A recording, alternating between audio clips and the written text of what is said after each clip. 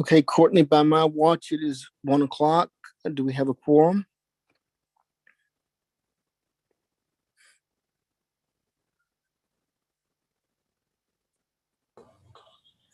No, sir, we need one more person. Okay, we'll give it about 5 more minutes. Thank you. If they come on before that, let me know. Yes, sir. Thank you.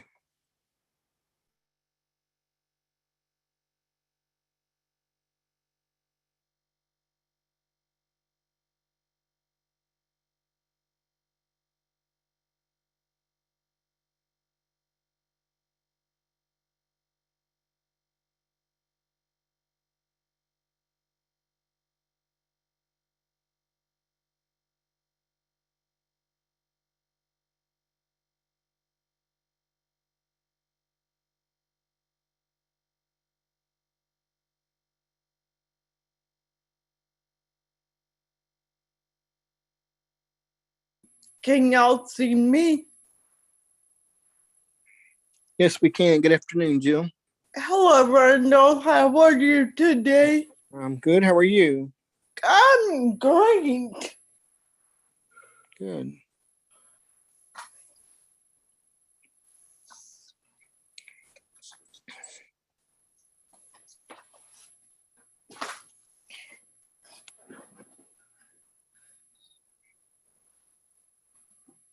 And just so you know, Jill, we're waiting to get a quorum. We're waiting for one more person to join us. Okay. I knew my screen wasn't on, so I was thinking that y'all were waiting for me because y'all couldn't see me. Well, it helps to have your screen on, so thank you for that. Of course.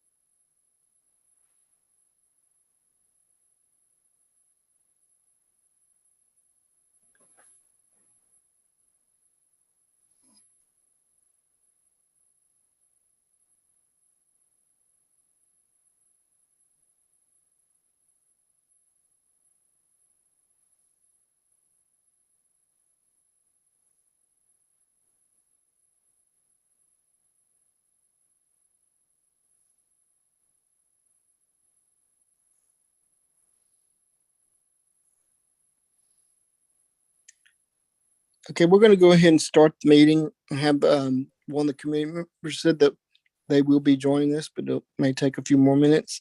So we can go ahead and start the meeting. We just won't be able to vote until we have a quorum.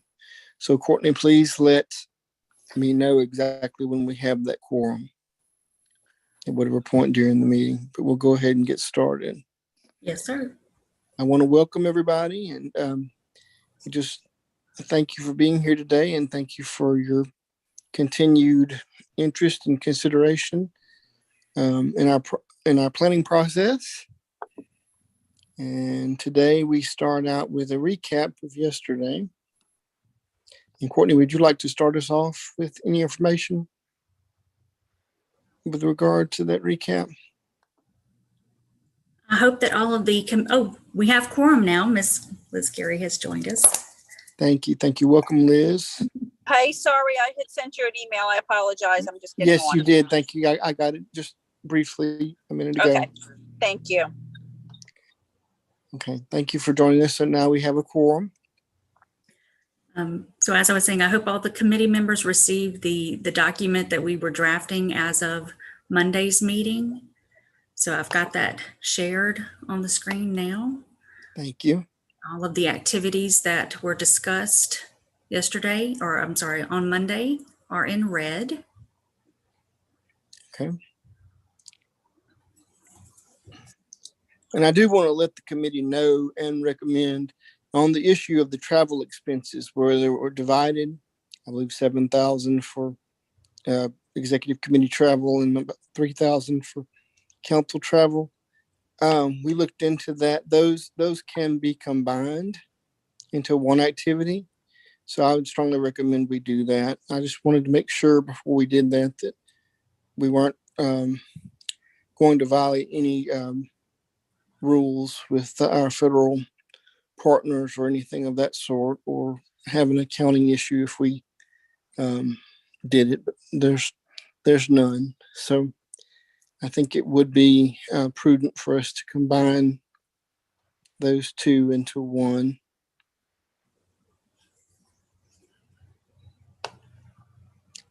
Are there any objections to that from the committee?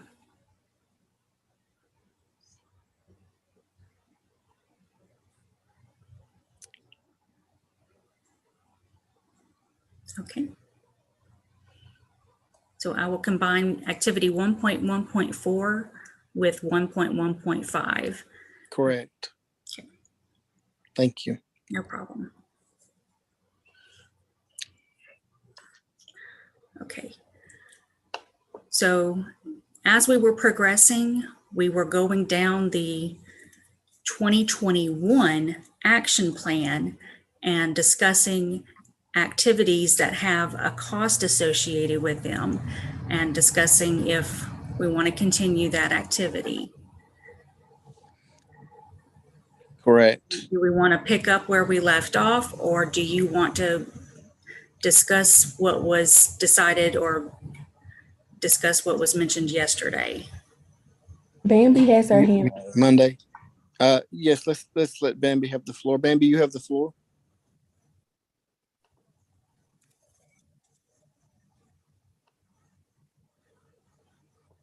Bambi, you're muted. Hey, can y'all hear me? We can hear you now. Yeah. Okay, I apologize for that. Courtney, I know you have a spreadsheet where you can list the activity and the dollar amount. Can you periodically show that to us so we just get an idea of where we're at in regards to the amount of money we have to spend? Yes, ma'am. Okay, thank you. Thank you for that suggestion, Bambi. Can we also have a copy of that? That was included in your agenda. It's the budget form. Oh, hello. I have that. Okay, thank you, Courtney. You're welcome.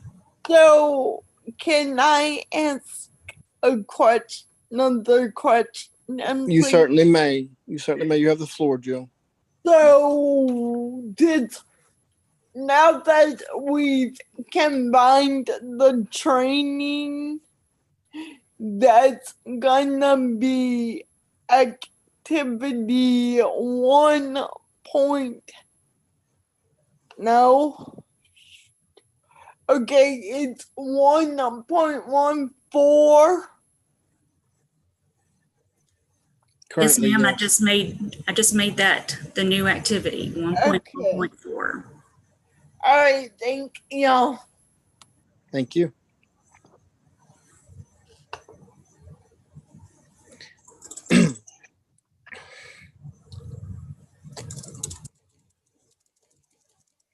I do want to say we spoke with O'Neill Communications on the activity to do with the videos, and they've gone above and beyond actually. And I do, although it's not been released yet, there are 2 videos forthcoming that prominently feature one of our minority council members, and it's extraordinarily well done. And that should be released shortly. So I do want to make that clear that that has not only been addressed, they've already done it. We're just waiting to release it because we put a schedule out for a release on every Friday, I believe, of those. And so that is forthcoming. And O'Neill stressed to me that they had difficulty getting people to agree to do the videos, finding people to agree to do the videos. But the quality is top notch, and they're doing according to our plan with them. Randall, Exactly.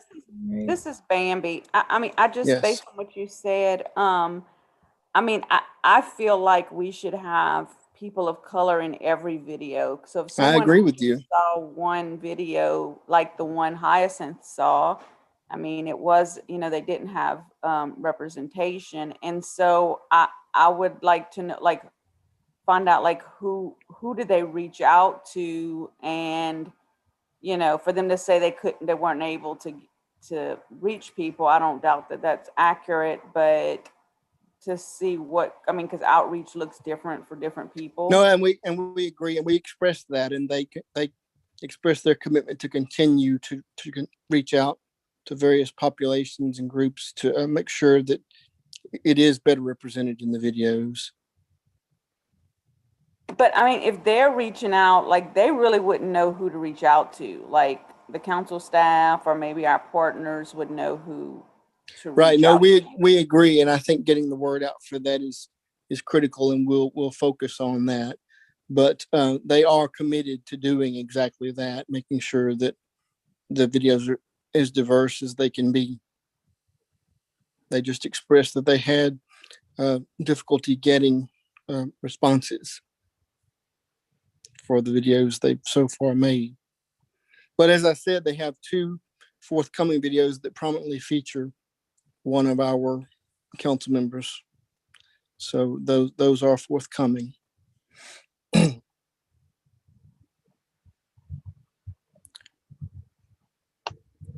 Liz has her hand raised. Yes, Liz, you have the floor. Thank you, Randall. No, I was just curious.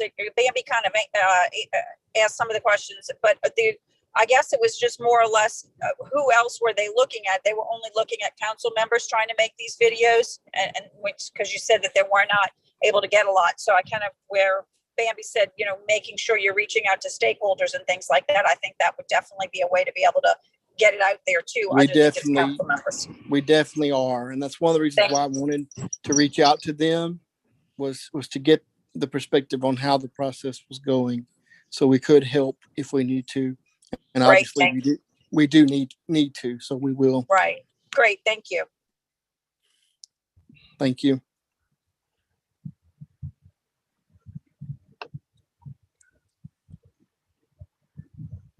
Okay, and so Courtney, where are we next? Where do we need to go next?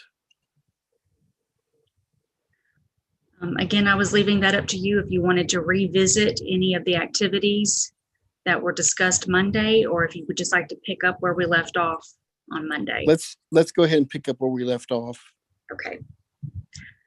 So the next activity on the 2021 action plan that has a cost associated with it is activity 2.7.3, which is our first responder training initiative. And Mr. Dustin Chandler with Interaction Advisory Group is actually here with us today and can give you all an update on the astounding amount of work that this initiative has already begun to see. So Mr. Brown, if it's okay with you, I'd like to invite Mr. Chandler to speak. Yes, Mr. Chandler, you have the floor, and welcome, sir. Yes, thank you. Can everybody hear me? Testing. Yes, sir. Great. Thank you, Mr. Brown. Thank you for everybody on the DD Council and this planning committee. Really want to tell you thank you for allowing us the opportunity to have the chance to be in Louisiana training first responders. So thank you very much up front. And also thank you for all the work that you do for the community, the state. Thank you for that. To give you an update where we are, we have trained, this has gotten enormous response, as Courtney was talking about. We started our official training on February 4th. We had 13 involved in that training. And let me back up a little bit. We were at the very onset of this, we allow about 20 in our training. So this is all virtual training. We like to have about 20 to 25. We've kind of bumped that number up a little bit to get more due to the demand of the training. So early on, we had about 13 in February. We trained actually in January as well, We trained some command staff to see what command staff at a sheriff's office at Bossier Sheriff's Parish Sheriff's Office thought about it. We like to do that to see what law enforcement in the state is thinking about it. Obviously, they love the training. We then proceeded on into February. We had, like I said, the 13 in February attend the training. Then we move into March. March, we had 11 from I would consider kind of all over the state. And then we had a Bossier Sheriff's Office group of about 17 to 20 for that training. We are booked up for this first responder training. Just looking at my list here, we've got 27 signed up for the class tomorrow. We're holding a class tomorrow. We are already booked up on May 6th, which has 27 also. We bumped the number up to about 30. We've got to have room on our virtual training to allow a connection for self-advocates to join us because they're in every one of our training. So that number hovers around 27 attendees with a couple other spots for self-advocates and or a parent to be there. So that's where the 27 number is. So we are fully booked up for May. We are almost booked up in June. We're about halfway full for the June class. And then we will have, obviously, the first Thursday of every month in September. It's important to know and to understand it's exciting for us to be able to obviously train. I'm a former law enforcement officer and I have a daughter with developmental disabilities. So it is very exciting for me to be able to do this. It really gets me excited when we have the response that we've had in Louisiana for this training. And to let you know kind of how the training went in the one of the initial trainings in February, we had Chief Raymond with the Shreveport Police Department attend that training. And after the training, he reached back out to us and asked if we could go ahead and train his entire police department. To give you an idea how big the Shreveport PD is, they have 580 sworn police officers, sworn personnel that he wants trained under our program after he went through it himself. We were just contacted by East Jefferson Levy District. Wants their entire agency trained. They're about 60 sworn there, 60 plus. St. Landry EMS reached out to us. They're about 50 plus. They want their agency trained of the EMS personnel that they have. And we have others like Kenner PD, Church Point PD wanting their entire agency trained. So not only are we getting these, first Thursday of every month and having a good turnout there, the real good feedback that you get is when you have people contact you after your training, wanting entire agencies trained. And that's really where you want to be. Training 2 or 3 officers or fire department or EMS in one agency is good. But if we have them where we can then train entire departments, whole agency training is really where it is, because then that agency is fully trained. So that is very exciting for us. And also the AG's office. The AG's office has sent several members. We have a lot signed up actually for tomorrow's class. They've sent a lot of people through the class as well. So the demand has been very high. That's exciting to us. But again, it is really exciting to us when we have agencies request that their entire department be trained in our program. So we're very thankful for what y'all have allowed us to do up until this point. And we're making great strides. Obviously, if agencies are coming back and asking for departmental training, that's really a positive for us, obviously on the training side, but really that's a tribute to you guys for carrying this flag, so to speak, and making sure that this is important training that's getting out there. So we really appreciate it, but the demand is very exciting, knowing that we have these classes already full. And some parents have sat through the training. We've gotten feedback. I've sent feedback as I've could through Courtney and our monthly reports. And just hearing the feedback of the self-advocates with us as well, having them in, that really enriches our training. Obviously, we're budgeted to have self-advocates. So them being in our training really allows firsthand information to get to the first responders from self-advocates. So we work alongside those, the self-advocates. They've been very good. And we have tried to go all across the state with self-advocates. So the last 2 that we've had have actually been out of Baton Rouge. And we are kind of working on us a list that we keep, and we contact the self-advocates as we go to see who is able to join us for the next training, who may not be, who's comfortable in joining us in training. And we kind of work down that list. So we've kind of building up a good list for that as well. And it's not just self-advocates. It's also, it could be a family member. It could be a parent, anybody that wants to share either experiences or just help us really with the training when we talk about communication and understanding of what might be going on in an emergency situation. That has worked very well. And I'm very thankful to the self-advocates in Louisiana as well. So that's just a very quick, really very quick number thing for you to let you know the demand is great. And we're just having a lot of requests for full departmental training, which is excellent. And that's really what I know you guys want, and that's what we want as well.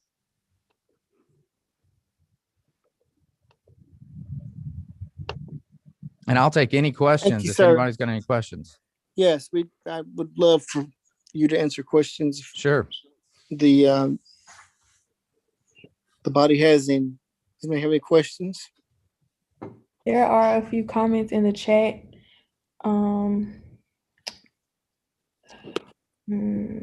Give me just a second, sorry. Sure. Bambi said there are partners, grads, and FHS staff who could contribute to the diversity of the videos. And Kathy Dwyer said, I'm so glad to hear all of these sorely needed trainings. This is wonderful. Will these trainings be incorporated in all Leo? And then she said, will these trainings be incorporated in a first responder training academy? Okay. And then Christy Curtis said, how do you volunteer? Yeah. So back to Ms. Dwyer's comments and or question. We agree that the trainings are great. This is the information that, to be honest with you, coming from the law enforcement background and first responder background, and through talking to those agencies in Louisiana, they really don't get that in the academy. What's really exciting to us is we had worked with and continue to work with and train Bossier. Y'all have many training academies in Louisiana. I believe the number is upwards of 14 to 15 training academies across the state. Other states, they all vary. Well, we have good connections with Bossier Parish Sheriff's Office, and that is actually a training academy. So the captain over the training academy, which then in turn obviously is in charge of the training of the whole department, she sat through our training and is really working that into her.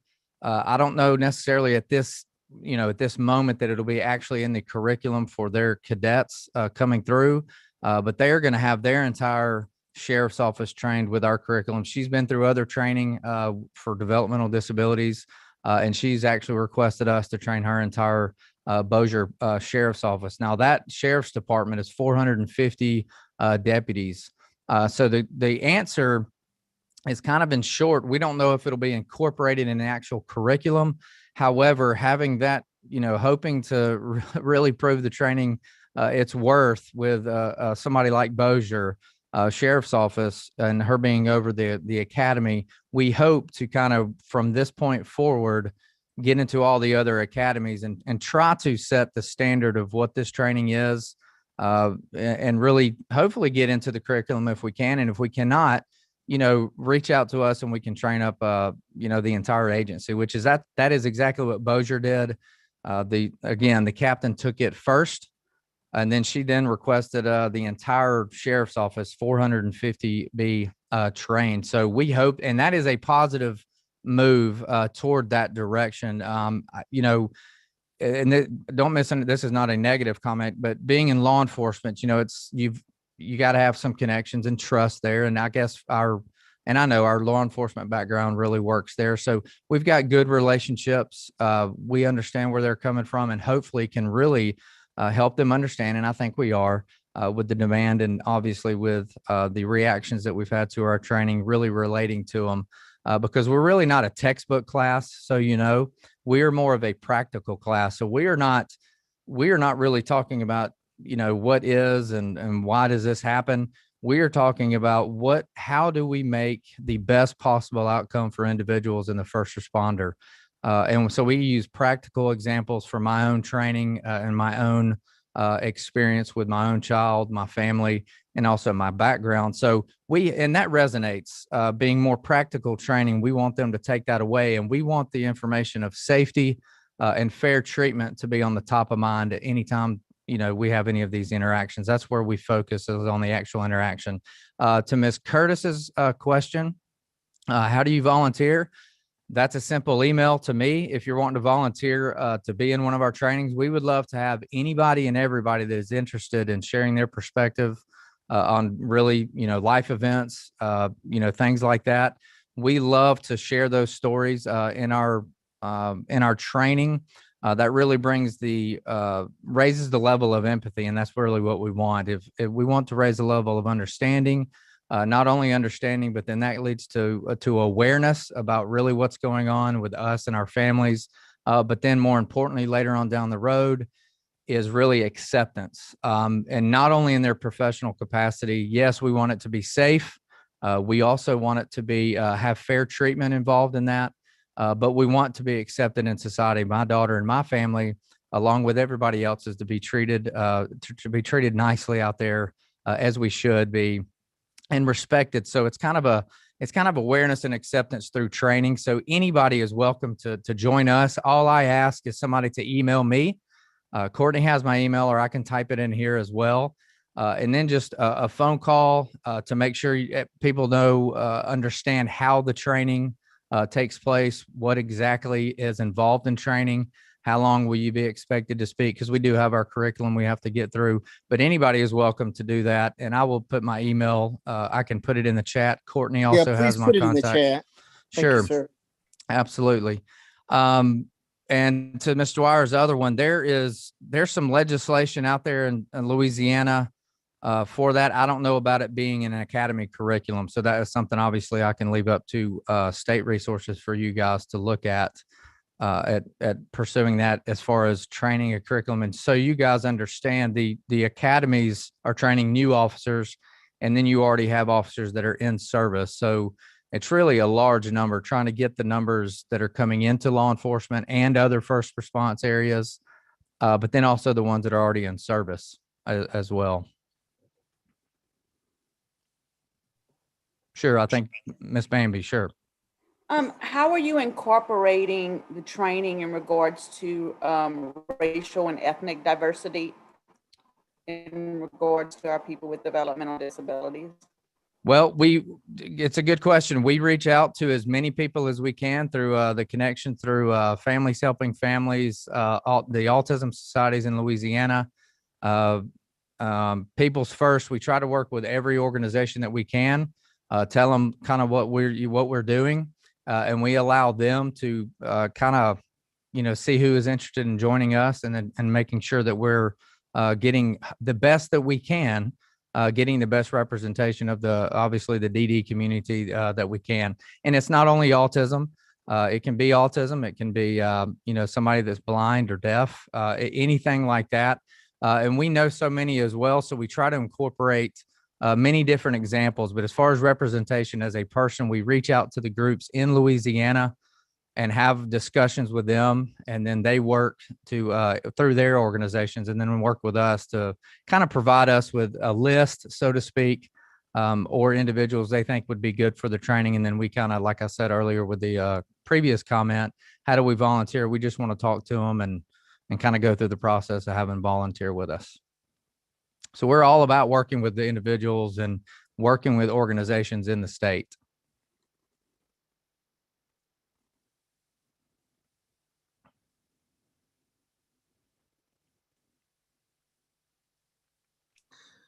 Well, thank you, sir, and thank you for the work y'all are doing. We're thrilled to hear it's going so well. Yes, thank you. And again, thank you for allowing us to do this. It's been a great experience thus far, and we've got many obviously training dates left. So we're excited about it, and thank you from everybody at IAG to all you guys. And we want y'all to know that we fully support you and love you for what y'all are doing for the community as well. We appreciate that. Thank you, sir, and thank your team for us. Thank you. I will.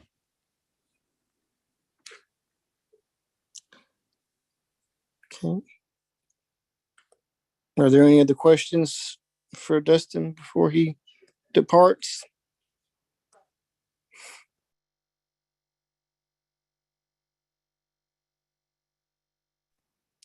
Thank you, sir. Thank you.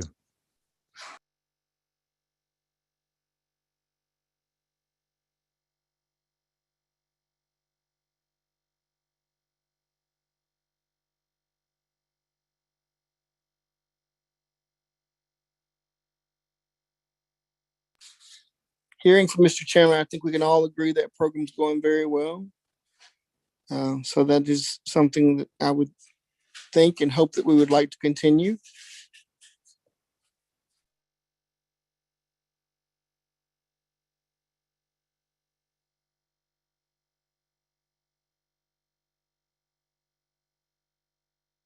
Any comments or feedback from the committee on it?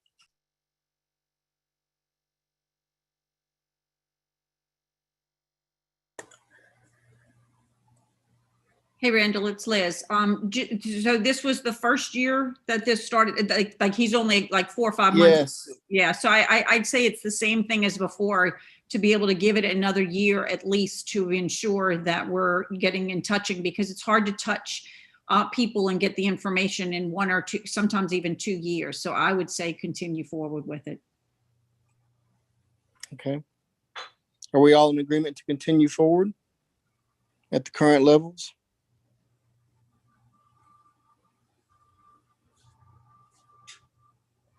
Do you have any objections to continuing forward at the current levels for the program?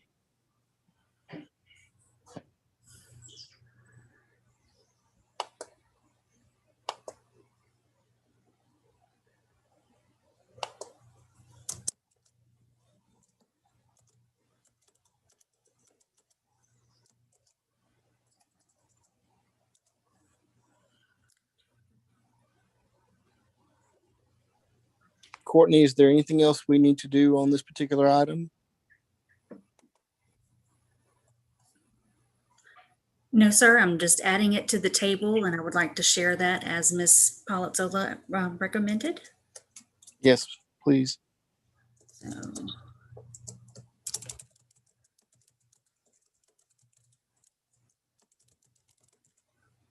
can everyone see the screen? Yes. Okay. So although we've discussed more activities than what's listed on here, these are the only ones that you guys have discussed an actual amount to associate with those activities. So there were some activities that we did not discuss or agree upon an amount. Bigger, Courtney. I'm sorry, say that again? Can you make it bigger? Yes, ma'am. Thank you. Well, I will try.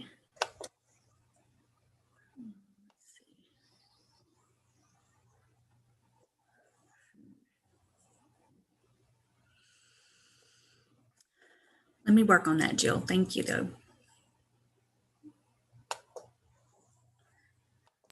No big deal.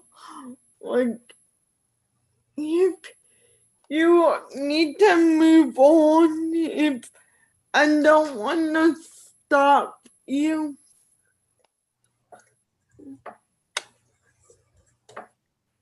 Thank you, Jill. Thank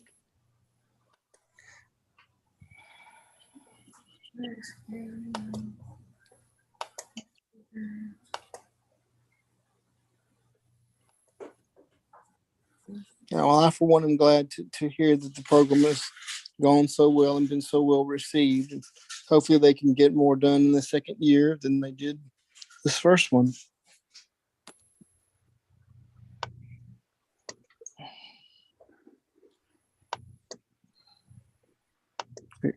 Courtney, let me know when you're ready to proceed. We can go on. Yes, Trying to yes, give y'all can Courtney- discuss, and I will, once I get the table enlarged, I will just share the screen. Okay, thank you. Yeah. So is there any other discussion about the program as it relates to next year? Are we okay with the levels being what they are? The funding levels being what they are and the topics?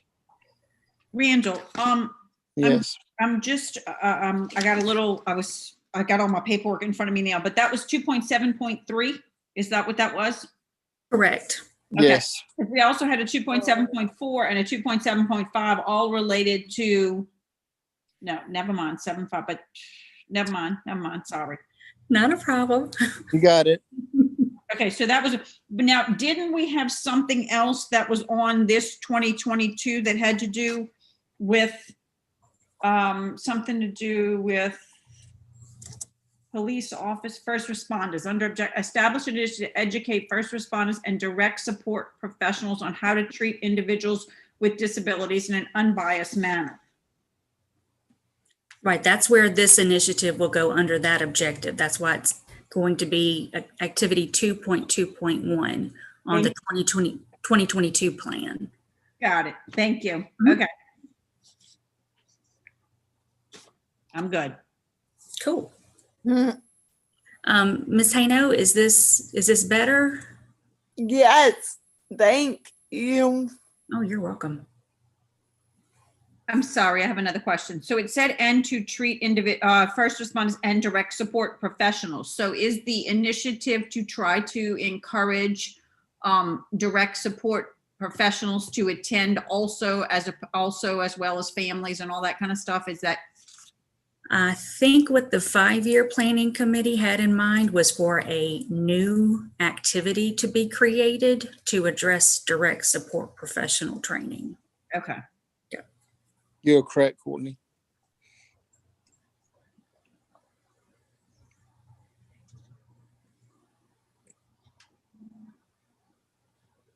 Okay. So if there's no further discussion about this particular activity, the next activity on the 2021 action plan that has a cost associated with it is 2.7.4. And that is for the emergency preparedness training, which is currently being conducted by Niagara University. They had some issues with getting some participation to get started, but they actually began hosting some sessions as of yesterday. They had 55 people register and 31 attended, and they're already scheduling another one in a couple of weeks. And they will be conducting 12 training sessions from now through September 30th. And that is to assist both emergency management professionals and for community events. Some sessions will be just for emergency management professionals. Some sessions will be just for the community. And then there'll be some sessions to combine the two. And those 12 sessions are across the state, correct? Correct. It'll be statewide, correct. Bambi has her hand raised. Yes, Bambi, you have the floor. How do we get information about these trainings that are taking place? Or to be able to help spread the word, I'm just thinking if they're offering these across the state, we could help to promote it. I don't know if the council's promoting it. I haven't received any information to promote it. Right. We will definitely put that out in, I've actually asked the director of Niagara University who's handling this to send me the list of dates that they have scheduled for the training sessions. He said he had about 6 to 8 of them nailed down, but there are still some dates that he hasn't nailed down just yet. But I went ahead and asked for that. So we will definitely, the council staff will definitely disseminate that information. I believe he's also submitting that information to Disability Rights Louisiana, to People First, to ARC of Louisiana. It's not just the DD Council that he's disseminating information on these training sessions to, but we will do a better job of letting the public know when these sessions are. Of course, once we do, everyone's free to share that, but we share.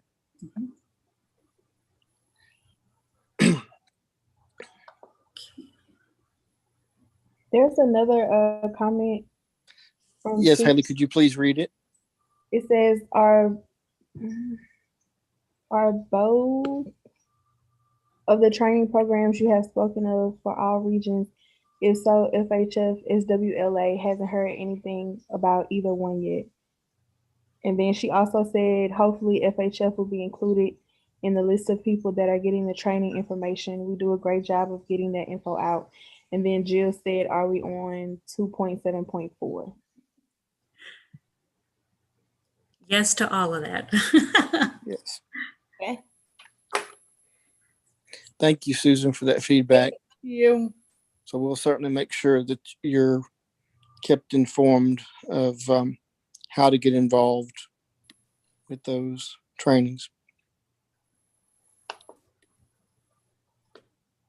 Want to get the word out far and wide Sorry, as I far as might- we can. I'm sorry, Randall. Go ahead, Liz, you have the floor. I'm sorry, and I might have missed it. How did they say that they were advertising that? Because I hadn't seen anything. I know they sent out some emails. Again, I don't know that the DD Council sent out anything. in We did not. particular. I think we need to. Okay, so that's that's why I requested dates from him. So we will Yes. definitely post those dates, whether we do something on our website like we do with LaCan activities or Families Helping Families activities. We'll make sure that we get the information out. And they're located where? They're not in Louisiana, correct? Correct. That's in New York. It's Niagara University. Okay, and so right now they're just doing, most of their stuff is being done virtual? Everything's being done virtually. Yes, ma'am. And so when we move out of a virtual possible network, possibly by next year, what is that going to look like? How will they be training people in Louisiana? Well, that's up to you guys if you want to continue with this initiative. If you want to continue and to do in-person trainings, I was advised that it was going to cost approximately $8,500 per 2-day training event. Okay, and that would be for them to come here to train. So let me ask you this. By using again the activity and staying with the initiative doesn't mean necessarily that it stays with the same people, correct? Because they'll do RFPs each year, correct? Or is it an automatic that the next group gets it automatically? What traditionally occurs is if the council decides to continue an activity, we just continue that contract.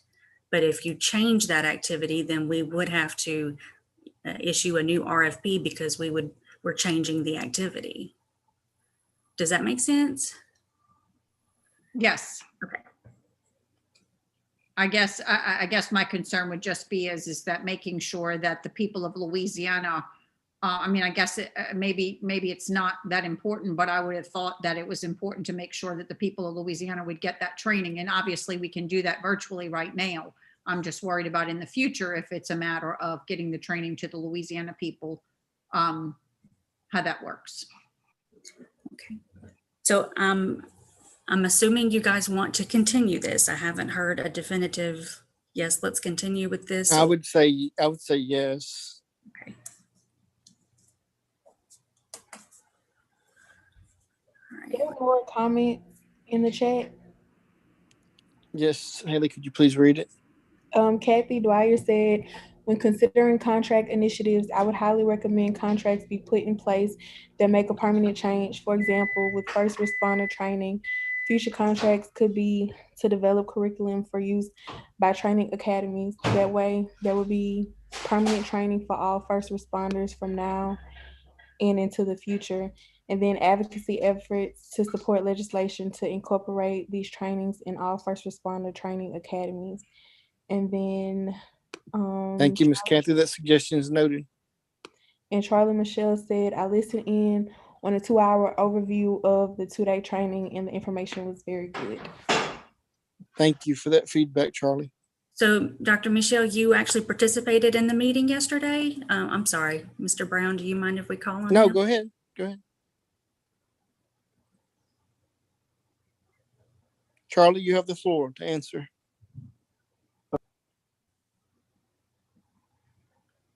I don't know if he's, He may not have his mic ready.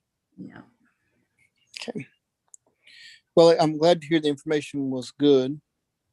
And so I think this is something we should allow to continue. Now that $8,500 per person No, that's $8,500 for For for one. training, I'm sorry, for training, that's already factored in because we were not in COVID when we started this contract. Or were we? We might have been. I can't remember. No, so our current contract does not include this $8,500 training. Okay, that's what I wasn't sure about. This is if we want to continue with this. So if we do decide to continue, today we would put that monetary amount on it, but it would be 8,500 times however regions we Many want to trainings. do. Correct. Correct? Correct. Okay. Correct. And who is this that has this contract? Niagara. University. Yeah, I mean, I have concerns that this contract was given to an out-of-state entity whenever we have an in-state entity that's already doing this work. And I don't know if it's a duplication of services. So I've had concerns when it was approved last year. I remember that, yes. When can we see deliverables on these trainings? Great question, Jill. I'm sorry, when can we see the what on the training? Deliverables on these trainings. Data from Oh. the training, basically. You want to see the contract? Maybe that's the wrong word. I think she wants to see how they're carrying it out. Feedback. I think she wants to see proof of how they're carrying it out. Yeah. She just said feedback. Okay, so you're wanting like the outcomes? Yes. Yes. Okay, well, being that the first one was just conducted yesterday, I don't know that we've got that information just. Oh, my bad. I Yeah, missed not a problem, but that part. Sorry. no problem. And so Bambi has a concern that we have an in-state group that does the same work. And so the question would be, do we want to have Niagara continue the contract, or would we want to open it up we obviously want to continue the activity, but would we want to open that activity up for RFPs? And so just to give you a little bit of background, I talked to the person from Niagara, and basically everything that he explained that he did was exactly what's already where we have established in Louisiana. I mean, I gave him some advice, but I mean, I knew he was getting the funding, like to be able, like it'd be a better outreach to like ethnically diverse or language diverse people in the state. Of course, we can always do better with that.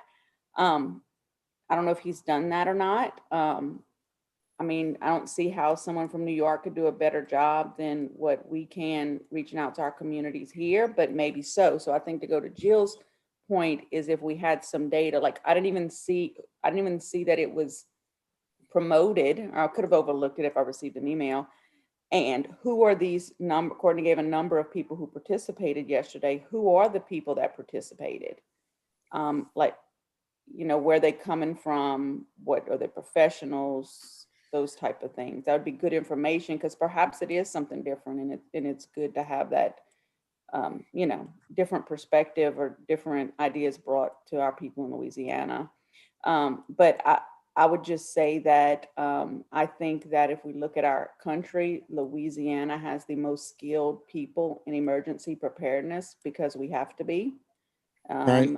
And so the fact that we're going to New York to tell Louisiana how to prepare for emergencies just seemed a little I don't know, just maybe not appropriate. I think that's a really good point.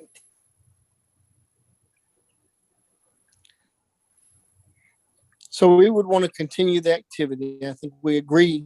I think we're all in agreement with that. So the question before us would be, and correct me if I'm wrong, Courtney, the question before us would be, should Niagara continue the contract for another year and have time to give us those deliverables? Or should we open this up, if possible, for an RFP for bids, the work to be done by anybody who submits, obviously. Liz has her hand raised. Yes, Liz. Thank you. I agree with Bambi 100%. I think us Louisianans have proven the resiliency we have, and we know how at this point now, how to deal with floods, how to deal with hurricanes, how to deal with now freezes, a pandemic. I think we've done a good job. And I was with her last year, the concern of having somebody from out of state trying to tell us how to do it when we've done this for years.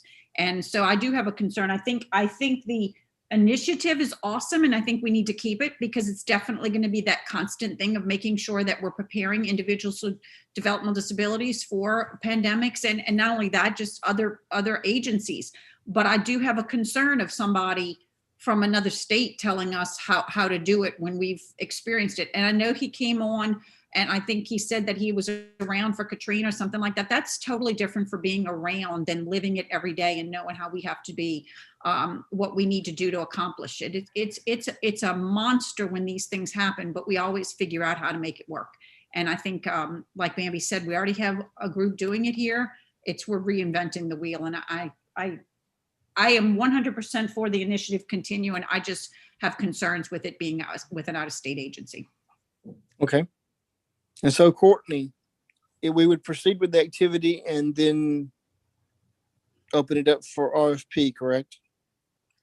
If you guys would like to make a motion to submit to the full council for consideration of this activity to continue, but for the contract to be released for a solicitation of proposals, then that's definitely the route to go.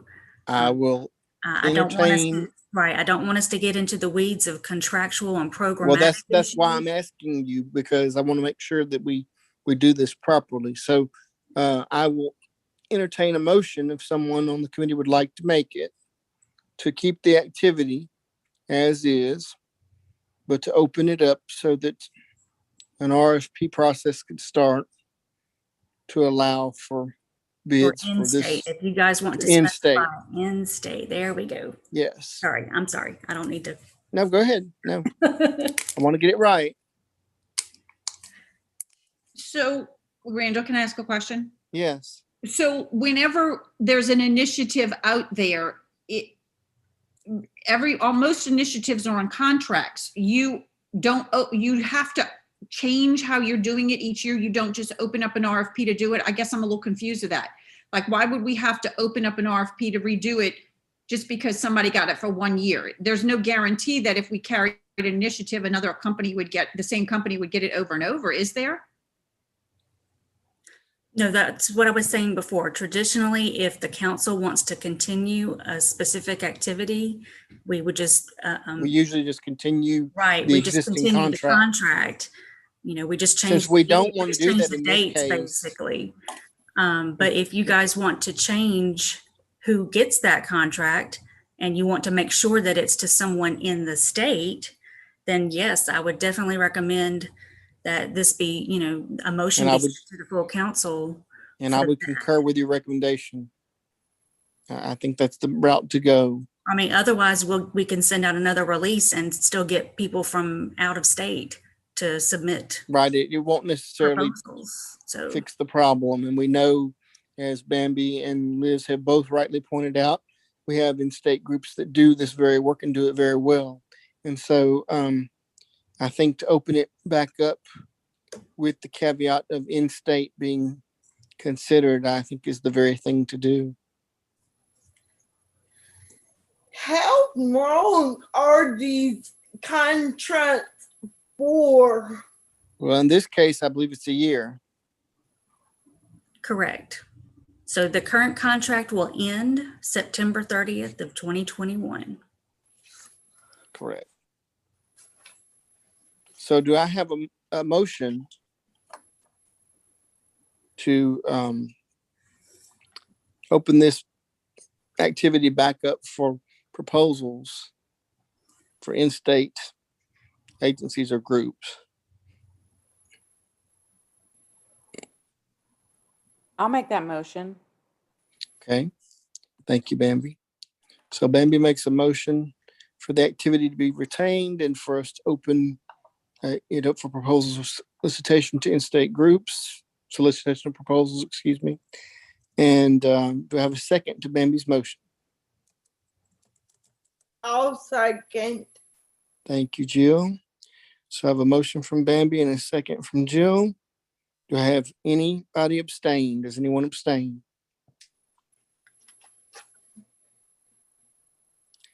Do I have any objections to the motion?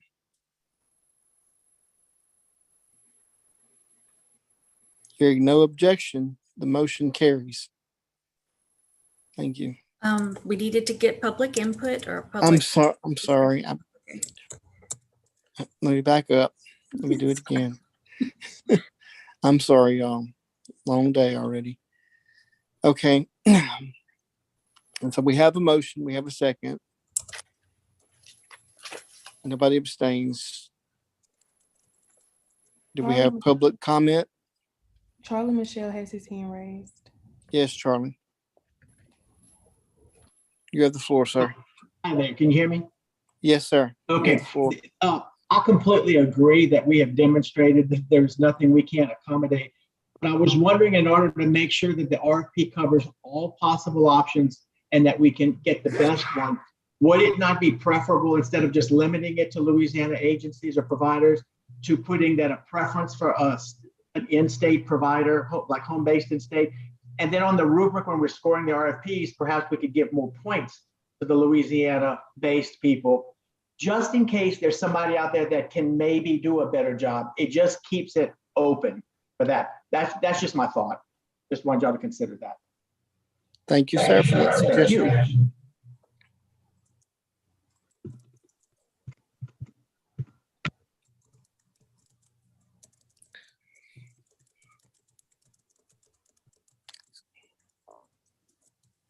So we would like to amend the motion language to reflect that, what Charlie just suggested.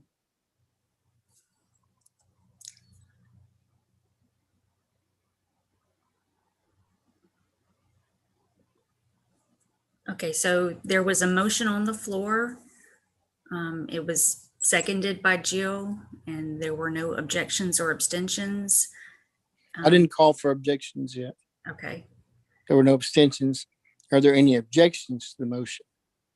okay, but before that, if we wanted to make amendments to it, that's a separate.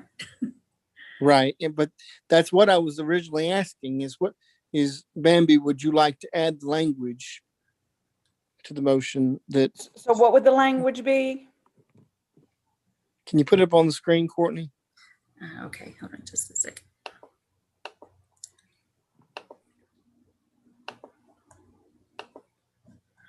Okay, so I what, try to agree with Charlie as much as I can, so.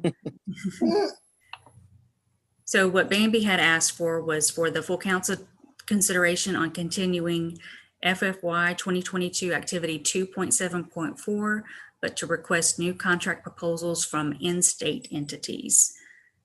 And then we had a public comment suggesting that we not limit ourselves to in-state entities, but put something on a rubric. So would you be okay, Bambi, with rewording it to say something along the lines of with preference given to in-state agencies? Yeah, I think that's a better way to word it. So it's not exclusionary. Right. So anyone could submit, but we would be clear at the outset, we give preference to Louisiana-based agencies on it.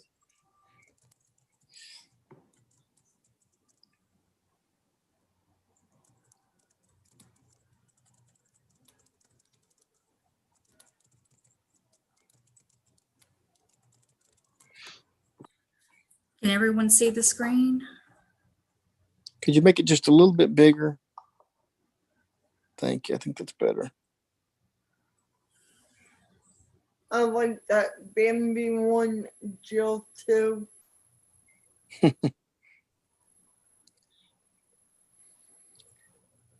And so is everybody okay with the language change here? Is the Yeah. language Okay with change that. appropriate? Okay.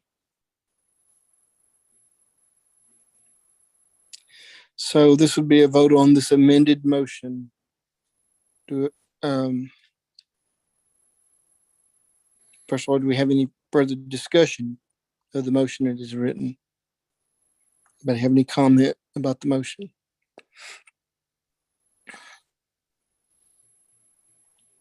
Okay.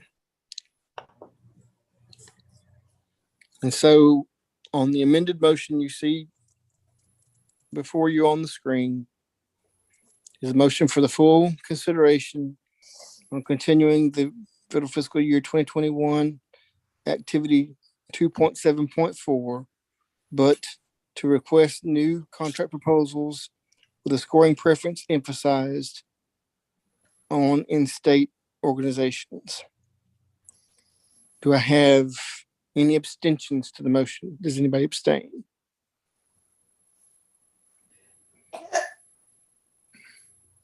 Any comment?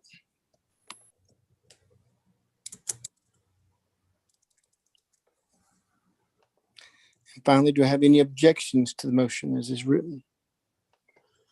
Does anyone object? Hearing no objection, this motion is carried.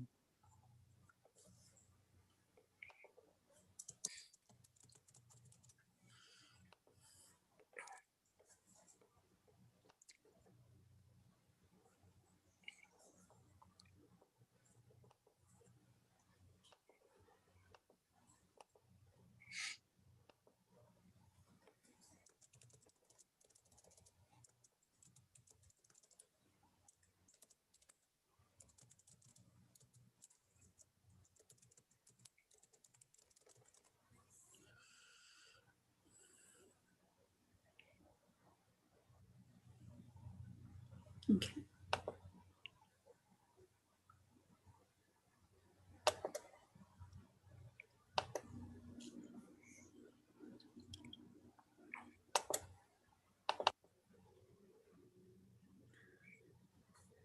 Was there an amount indicated for this activity?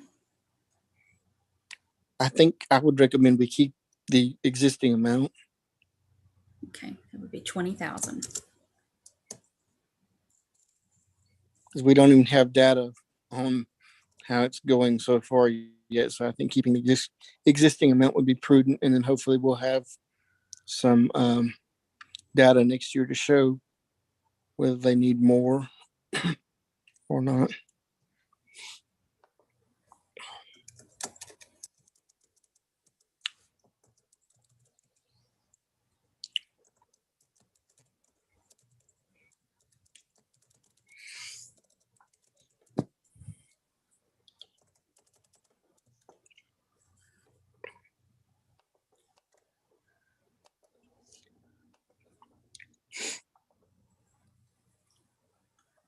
Okay.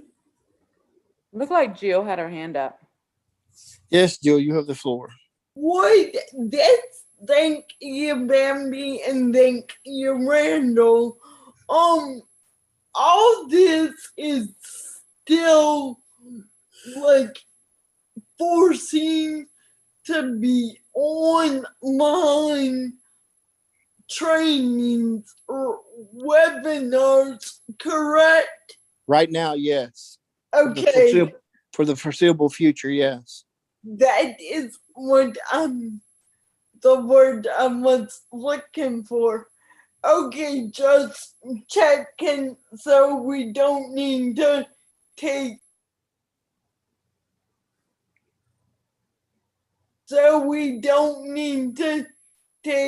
travel into consideration. I would think not. on this year, and then probably next year will have to be revisited just in the same type of process. And then that would probably be the best time to review it. But right now we don't even have, I mean, it's just now starting the current contract. So I think 20,000 in the environment we're currently in probably will be in for most of 2021. I think 20,000 is adequate. Okay,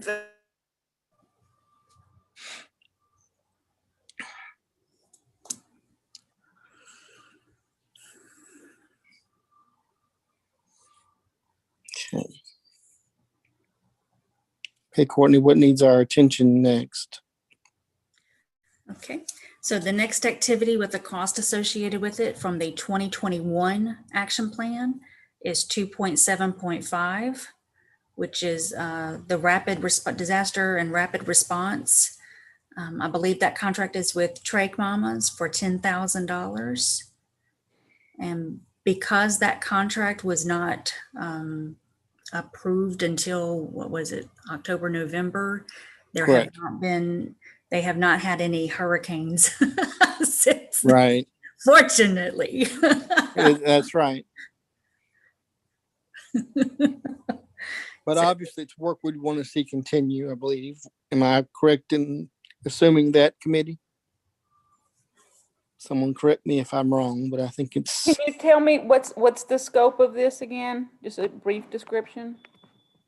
They are supposed to provide for items that aren't covered by their insurance. This is for medically complex individuals with developmental disabilities for during disasters, during instances where rapid response is needed and they can't wait for supplies that are desperately needed. So Trach Mamas can identify them and provide that to them.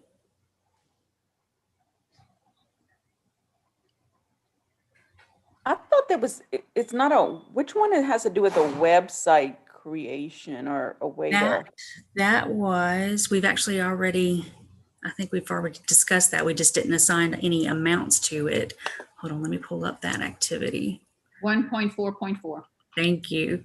And who has that contract now? Trach Mamas as well. Okay, so they have two. Okay, I was confused. Okay. Correct. Correct. They have two separate ones.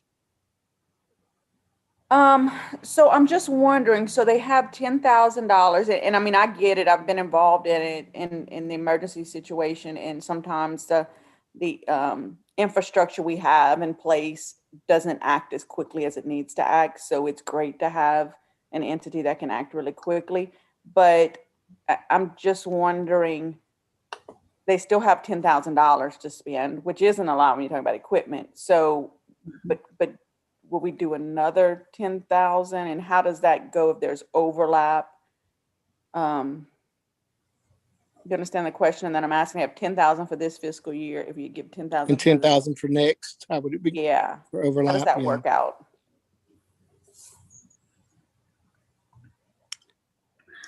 You're asking if they don't spend the 10,000 this year? Yeah. Do they have to spend it within by, what is it, September 30th? Right. They would have through September 30th. They would have 10,000 at their access. Correct. So it's one pot of money for this through September 30th. It would be a different pot of money. Correct. Correct. Correct. Correct.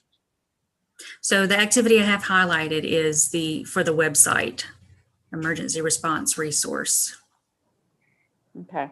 Yeah, we did not decide, or y'all did not decide on an amount for that one. Is that something that I think that was meant to be a one-time, 1 year contract? Am I right about that, Courtney? Yes, sir. So they were supposed to develop the website, and our contract also included for some follow-up maintenance for them to upkeep the website. And according to our deliverables on that contract, has that been carried out? They are on track for disseminating or publishing that website in June. They wanted to do it. They're waiting for right before the hurricane season starts. Understandably so. Yeah, that makes sense. Yes. I just want to make sure. is it something they would need again, or can we? I don't think we need another website. Well, that's what it says maintenance in there. So is there a cost associated with that maintenance that they would need us to continue to contribute to? I do not know the answer to that off the top of my head. But like I It said, almost, we this can. almost, Go ahead. Sorry. say, this almost feels like it's something that we give in the seed money, and then Yes.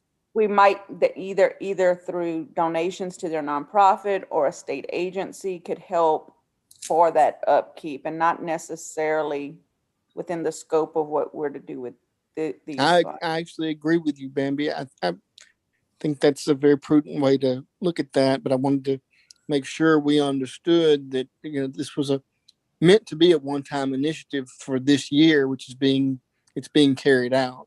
So I don't necessarily think we need this initiative here for next year, and that's just my suggestion. But because if they do have costs associated with maintenance, they can tell us, and we can help them with a fundraising drive or whatever may be to cover those costs. But I think the intent is they're already doing it in this year's contract. So I would recommend that this one not be carried forward in its current form. So the question I have is, do we want to give them an amount for upkeep, or do we want to just take this activity out as having been completed?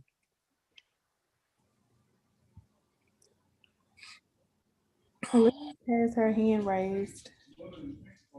And I think you have some comments in the chat too. So if those are relevant to the discussion, we can add those in. But Liz, you have the floor. So I'll hold off on my comment because it wasn't about the website. So I don't. Okay. Hold off on it. All right. Thank you. So do we have any comments related to this item in the chat? Charlie said, I would think it might be beneficial to launch that website as early as possible so that people would need it, would have time to become familiar with it. Waiting till June might make it inaccessible to some, even though inadvertently. And if there are problems, there will be precious little time to fix them before hurricane season is in full force. And then Kathy Dwyer said there would be maintenance for updating content and platforms. Yes. Software maintenance. Yes, I'm aware. And so this is part of what I do every day. So I'm aware those costs do exist and will need to be covered. So that was why I'm asking, do we want to kick in an amount, keep the initiative reworded a little to give money for the maintenance costs that we know will come, or do we want to just table this, just remove this as having been completed, and then if they determine they need funding for maintenance, then we agree to help them to fundraise or find ways to cover that cost in future. Hey, Randall. Yes. Sorry, this is Brenton. Just to clarify quickly about the website, they're not intentionally waiting until June. That's their deadline. But certainly it would be launched quicker if they're able to get it up and running before then. Thank you, sir, for that clarification. That's important.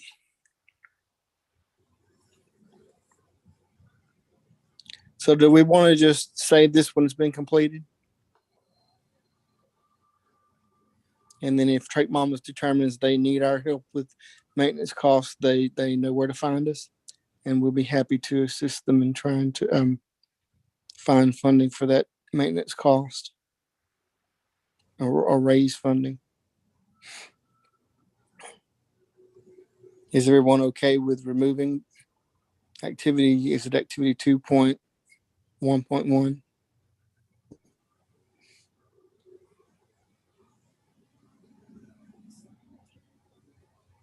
There's no objection to removing it?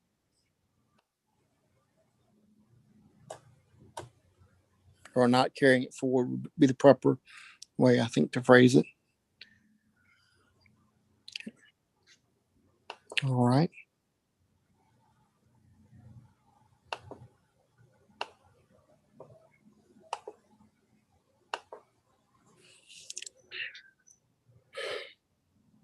And so that takes care of that issue. Thank you, Bambi, for bringing that activity up. I'd forgotten that we didn't assign an amount to it.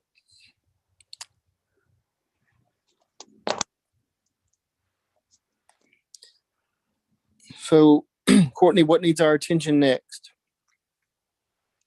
The next activity is on the 2021 plan 2.7.6. This was just a preemptive activity to, if something came up COVID relief related, we have $2,500 at our disposal. This was just something quickly added and Yes. without any guidance on how to to administer this. Have we, as yet, have we used or are we using that funding for anything COVID related at this point? Those funds are still available. Okay. Since we are still in the midst of an emergency declaration and all those things related to COVID, do we want to continue this into next year? Liz has her hand raised. Yes, Liz. I'm sorry, Randall. We just agreed to 2.7.5. I didn't realize that. I know we talked about the website, but I didn't realize that we had agreed to the financial support for the rapid response. I thought we just finished closing out on the website and changed that, but did we finish with the other one, 2.7.5, Courtney? We discussed it, and then Bambi had asked about the website one. Right, so I didn't even know we had gone back to, okay. Yeah. Well, so Do we we need can to- go back to it. We can go back to it if you would like. That's what today's all about. So if you have question, comments, or concerns with regard to it, please share. Yeah, I just wanted to talk a bit about it, because my question would be is that if they were to, so they get $10,000 and let's say a natural disaster doesn't happen, or they're allowed to keep those $10,000 and like purchase other equipment maybe to keep in the warehouse. Is that allowed, or how does that work? Do they have to actually provide it on site at the time that somebody's requesting it? I'm just trying to get clarification on that. Correct. The way it's established right now, it's associated with an individual who actually needs those items, those supplies. So it's not to allow someone to just stockpile supplies. So Okay, and if it's not needed in a year, if let's say we don't have a hurricane next year, and therefore they don't expend any of the $10,000, what happens to the $10,000, Courtney? It is not released. Those funds are not released. Okay, so we don't give them the 10,000 until they need it, Correct. essentially. Okay. And so how do they determine if somebody needs something and they're not able to get it elsewhere? What kind of questions or things do they ask these people? Because I thought I made it sound like, that they had to not be able to get it elsewhere or something to that. Let's see, Mr. Andrus, do you happen to have an answer for that? I hate to put you on the spot. I mean, essentially, they have to show that their insurance company is not willing or able to pay for whatever item it is that they need. Because we certainly can't allow them to purchase something that an insurance company would be able to provide for.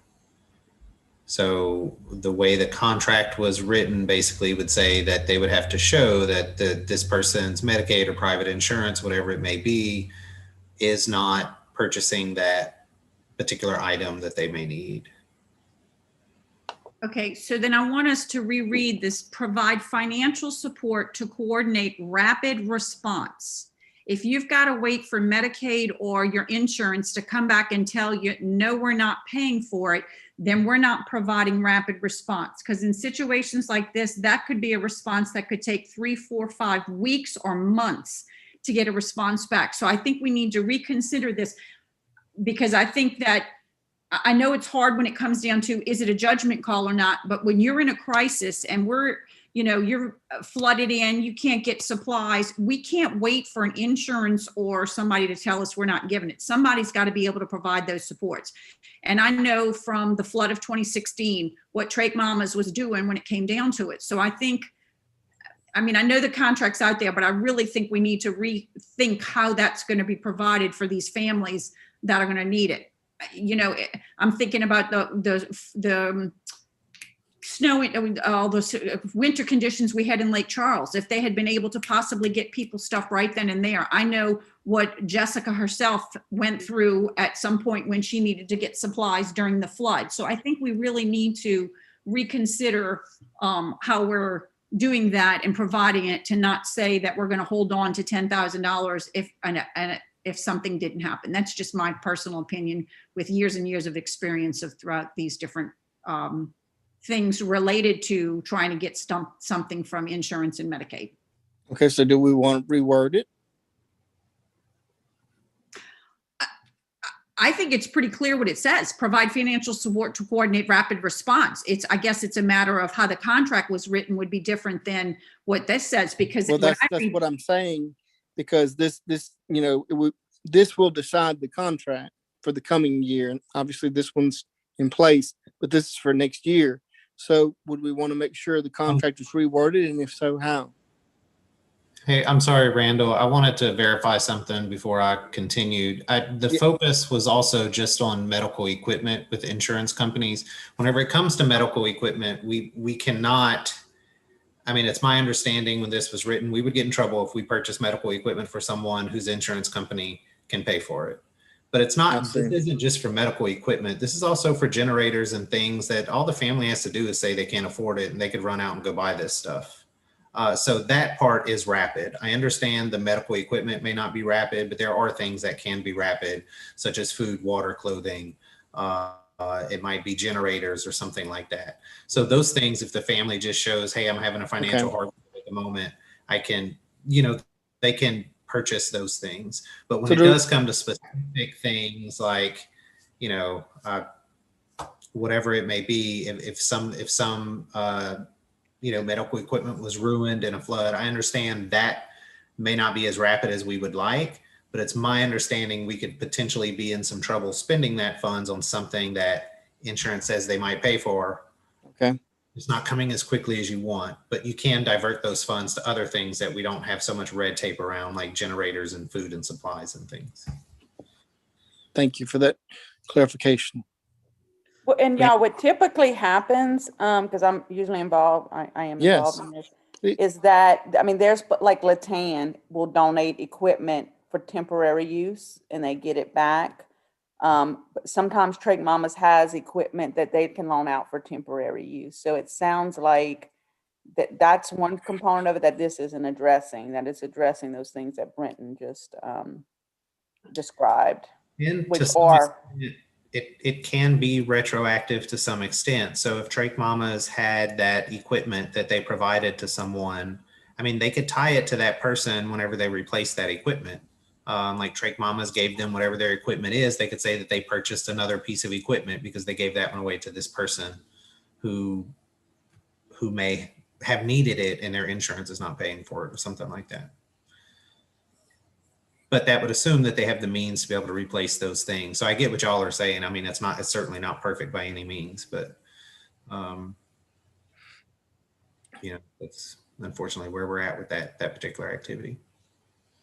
It's been a while since I read the contract for this, but I'm looking at the action plan, and then I'm looking at the status report, and the status, yes, the status report says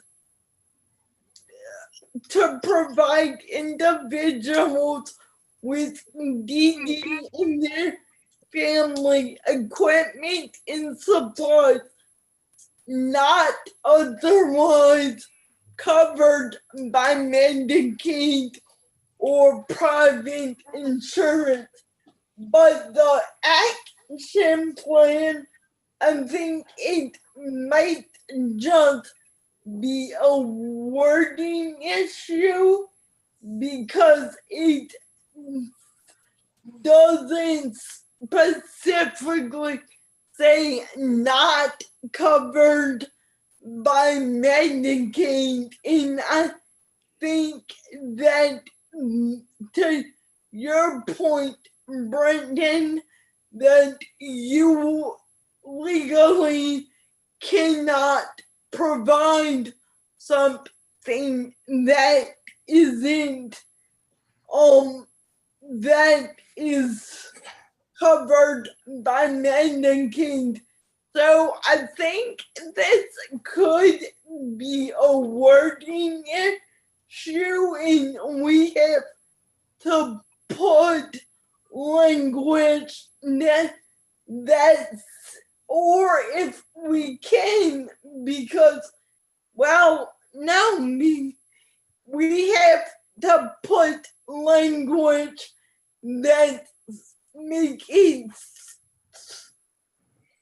specific, that says equipment and supplies not covered by Medicaid, because my status report says not covered by Medicaid, but my action plan does not say that. So I think this is, if we fit the wording, wouldn't it be get the individual's need met, and then the council wouldn't be violating any like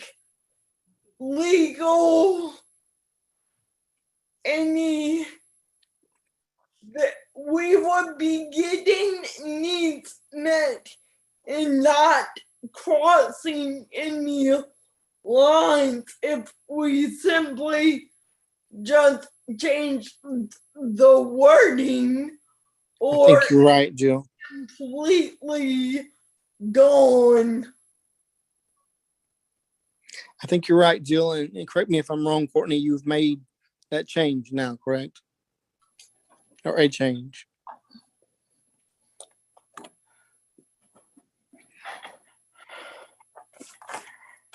Yes, I see it. The change made on Courtney's document. Activity 2.1.1.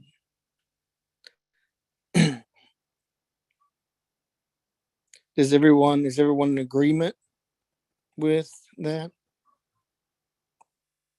as it's written? As it's now written, and with the amount?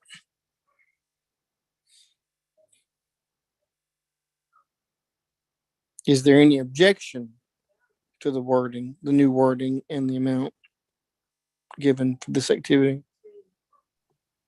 This is Bambi. I don't have an objection. I just have like, I guess some concerns about like the funding that we use, that we're discussing right now is supposed to be for basically seed money for systems change.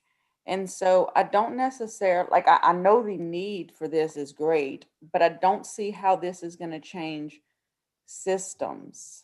And so I'm just wondering if Great point. if there's, because I'm thinking about like oftentimes what happens, and it's not as quickly as possible, although they're pretty quick. OCDD. If there's an OCDD client, that needs something in a disaster type situation, I'll reach out. It's Teresa at OCDD at the state office. Let her know, or if I know the OCDD person in the region where that person lives, contact them. They will use IFS funds Right. to pay for whatever that person needs. Some human service districts are faster than others. And so there's sources to get our people who are certified with developmental disabilities these things pretty quickly. I also know that though sometimes we just need to have these nonprofits that have like some things stored that we can get really quickly as well. So I just want to bring that up. I just don't see this as a systems change. Maybe there could be an activity that could help to provide quicker access to resources and can sustain it. Well, that's a great suggestion, great feedback. And so now, I mean, this is how it's written now. So in order for us to change it, I mean, all we have to do is change the language you see here. And so how would we want to go about changing it so it would more fit our plan in terms of how we operate in systems change, with focus on systems change? There are a few comments. Please read them. Kathy said, I don't believe donations to individuals, especially in emergencies, affect Medicaid in any way. And she also said, and agree with Liz, that predicating, I think, assistance based on whether or not an item is denied by Medicaid or other assurance will not be able to address emergency situations.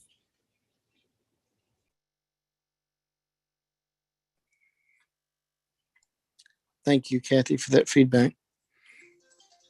Any other comments? And so my question remains, do we want to keep this as we have now adjusted it with the wording and the funding as it's written before you? Or do we want to try and reword it with a focus toward systems change in some way?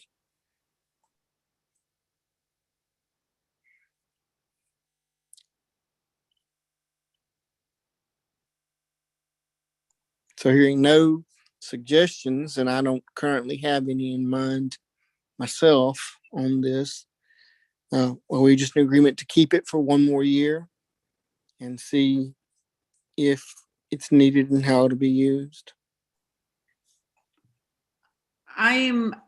It's Liz. I'm not opposed to what it says and to providing assistance to families when they need it. But I have to agree with Bambi on the fact that when you look at it, it's not I mean, you go down to it. After Bambi said that, I reread the advocacy, capacity building, systems change, and I agree with her that it doesn't fall into any of those three titles. So I do think it needs to be either removed or reworded to be in a different way to make sure. Well, that's thank you. That's what I'm calling for, is like, how do we reword it so that it could apply to our mission? Courtney, blow the screen up just a little bit more, please, if you can. Okay, thank you.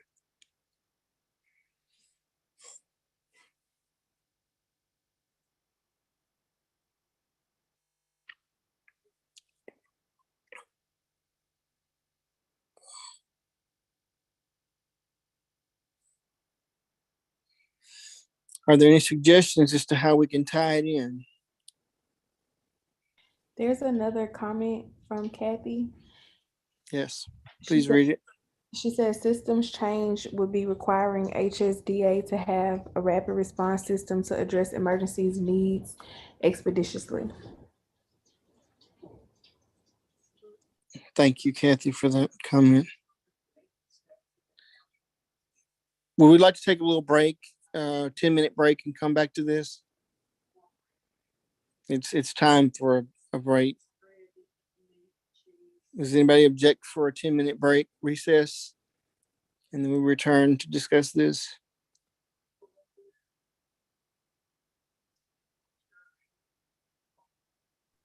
That's fine. No, I'm good with that. Okay. Okay, and so no objection. We'll have a 10-minute break and we'll come back at 2:45 and we'll pick up discussion here. Okay, thank you all.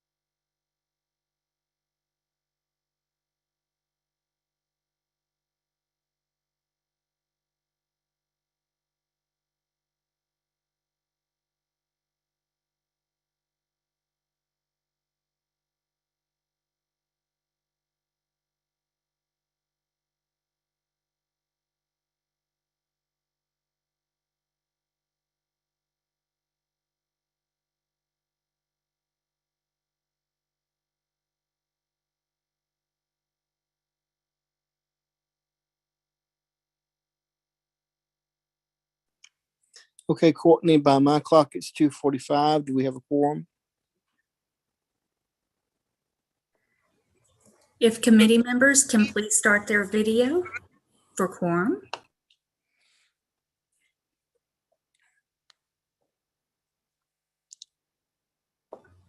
Jill, can you please raise your hand if you're with us? Oh, there you are. Yes, sir. We have a quorum again. Thank you. Thank you. So we're ready to resume discussions about the wording for the contract with Straight Mamas. Could you put that up on the screen for me? And it's activity 2.1.1. And that's to provide financial support to coordinate rapid response during a natural disaster or state of emergency for individuals with the most severe disabilities and medical conditions for equipment and supplies not covered by Medicaid and or private insurance. And that's a $10,000 allotment for that activity currently. And so when we left off, we were talking about how to reword it or to word it in such a way that it would meet with our mission and objective of systems change, because we don't feel like the current wording does that. And so do we have any suggestions on how we can reword this to in some way be more in alignment with our mission of systems Randall, change? Kathy Yes. Dwyer made a great suggestion in the comments. I think that's a good way for us to address this. Okay, great. I agree, Bambi. Thank you, Kathy. Great. Can you share the comment Kathy made, Bambi? Yeah, she said, to incorporate systems change in the current objective activity, perhaps require the contractor, Trach Mamas, to reach out to all the human service districts and authorities and vice versa, making human service districts and authority aware of Trach Mamas services offered, and have the human service districts and authority assist with getting emergency equipment and supplies to residents in their region. That is a terrific idea. Thank you, Kathy. So, Courtney, can we reword it to reflect her suggestion, please?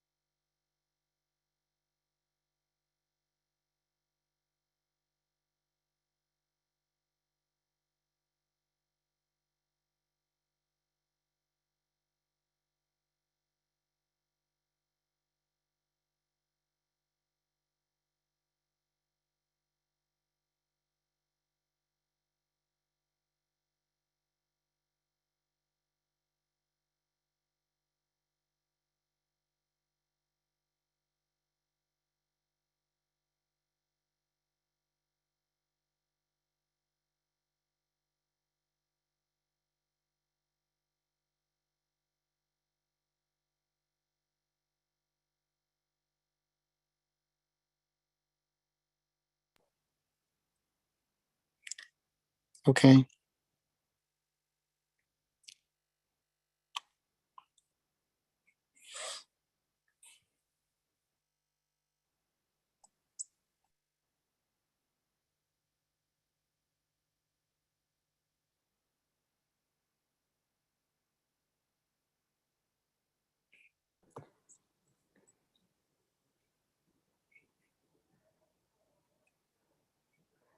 So this is Bambi. Like, it seems like the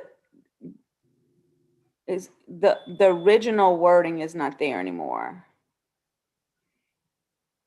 Like, I think what Kathy added was just to be added on to, right? That was my understanding, yes. Am I reading this correctly? So basically they'll still do what they've been doing, but the component to be able to The activity remain as it was, but add the conditions that the human service districts Yeah. be notified. yeah, to help build capacity. That would be the Right. capacity building component to it. Right. So do you have the old wording still available, Courtney? Can you?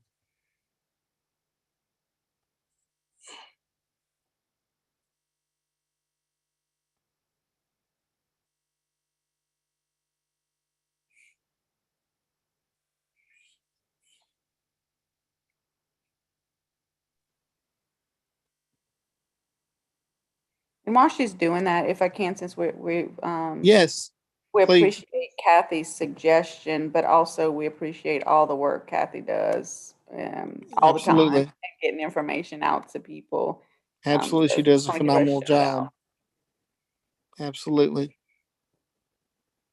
I think this is important too, because way too many times, families don't know to go to the human services districts to ask for extra money. And so if Trach Mamas is connecting with them, and it's kind of going to create, like we said, a capacity building system right here where she'll be able to touch base with them and vice versa if they know that kind of thing. So I think we're going to do a lot with this one when it comes to natural disasters and trying to get some words out to other families and stuff. So that's great. Kathy, thank you so much.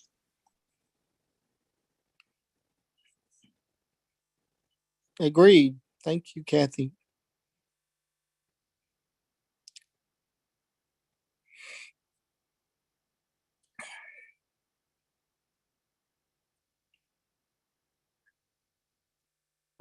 Can everyone see the activity as it's written, or is my screen not sharing?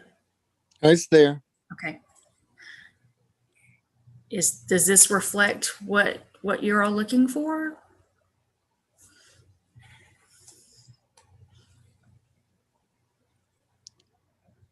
I think the request is for the original wording to basically remain, but we wanted to add this to it or something of this effect to the original wording.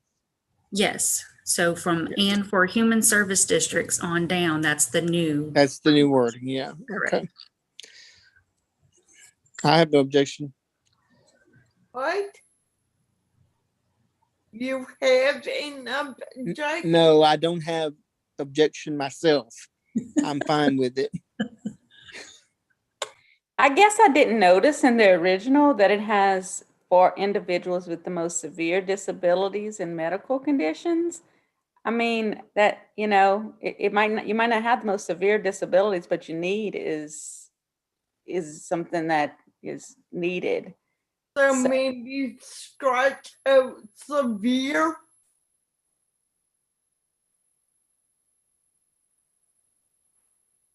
I don't know what the intent was. I guess it's so is that you know, we are making sure they get, you know, but things can quickly become severe, even the things that we think that are not the biggest ticket items. If you don't have it, it could become severe.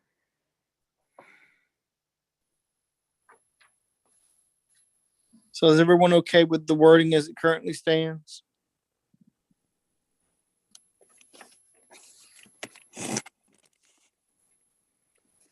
Oh, crap. I'm afraid if we don't, for individuals with disabilities, I don't have a problem with that, but I'm just wondering if that would open up a lot of requests and things, and then all of a sudden that money is gone quickly. I was thinking most severe because I was thinking those individuals probably using equipment that needed to be used with electricity and things The like greatest need, right? yeah. And so, I mean, and I'm with Bambi that it could all quickly change. I'm just worried about those who are more critical that may be needing something at that time. Not that a lot of people don't have critical needs, but I'm just wondering if removing that then opens it up for a lot more. I mean, because I'm thinking like when Brenton was saying a generator and things like that, you need that for sure for those who are on you know, using equipment for electricity and things like that to get that back. And I'm just worried if it doesn't, I don't know, I'm just thinking out loud, but I kind of like the more severe only in the sense of making sure that those That's who fine. are a critical position would have.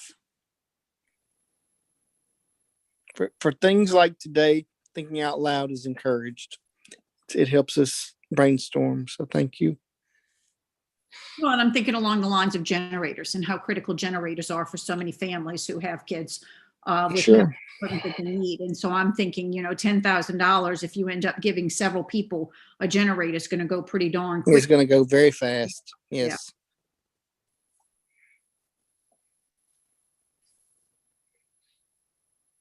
So do we want to put the language severe back in or leave it as it's written?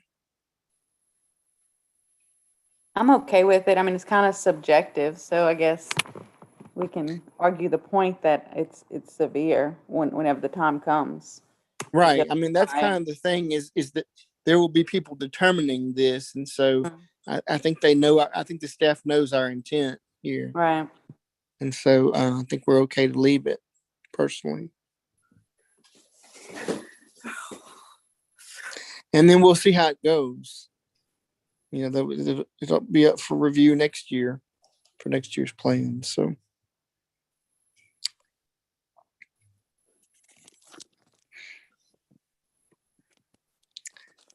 Okay, so is everybody okay with it as it's currently written?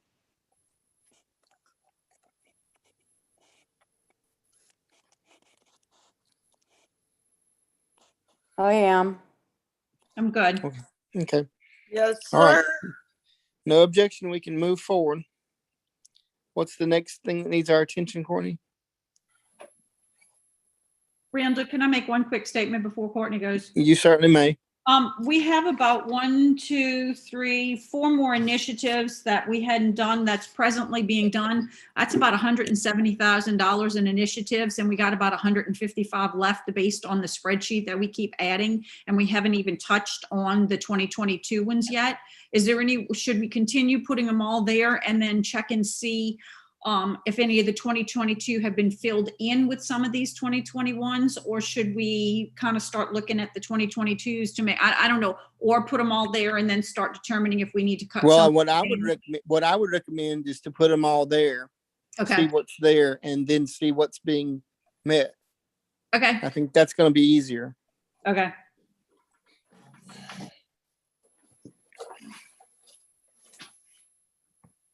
Okay, so does that mean we're moving forward? We are. So the next activity on the 2021 action plan with a cost associated with it is activity 2.9.1, which is the relationship training initiative, which we have actually been doing now for 2 or 3 years. And I think from reports I've heard on it, given self-determination at various points throughout this past year, that has gone very well and has met a great need. And so that's one that I would recommend we retain for another year.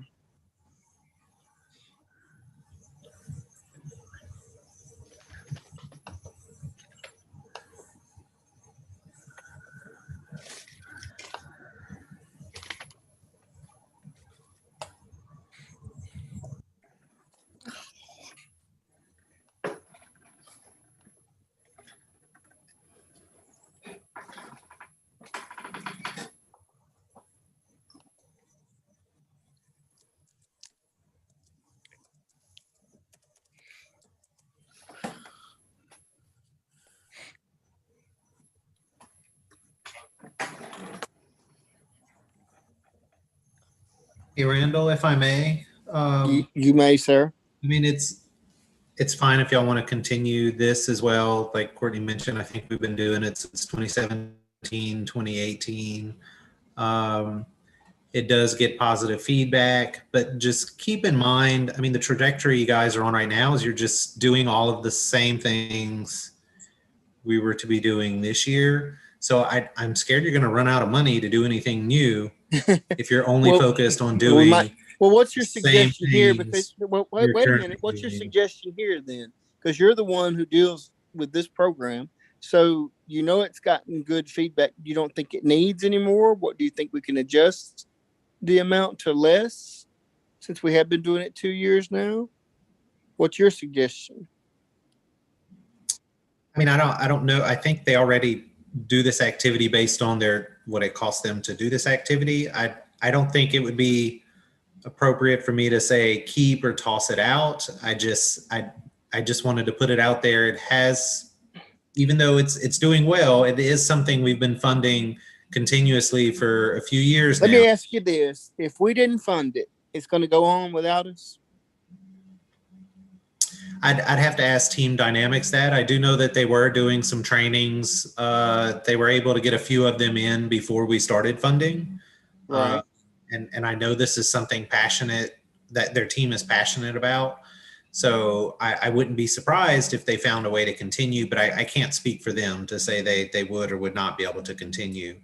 I guess my point of bringing up what I brought up was not necessarily because of this initiative, but just in general, after today and yesterday, we're still only under goal 2. We're still funding all the same stuff over and over.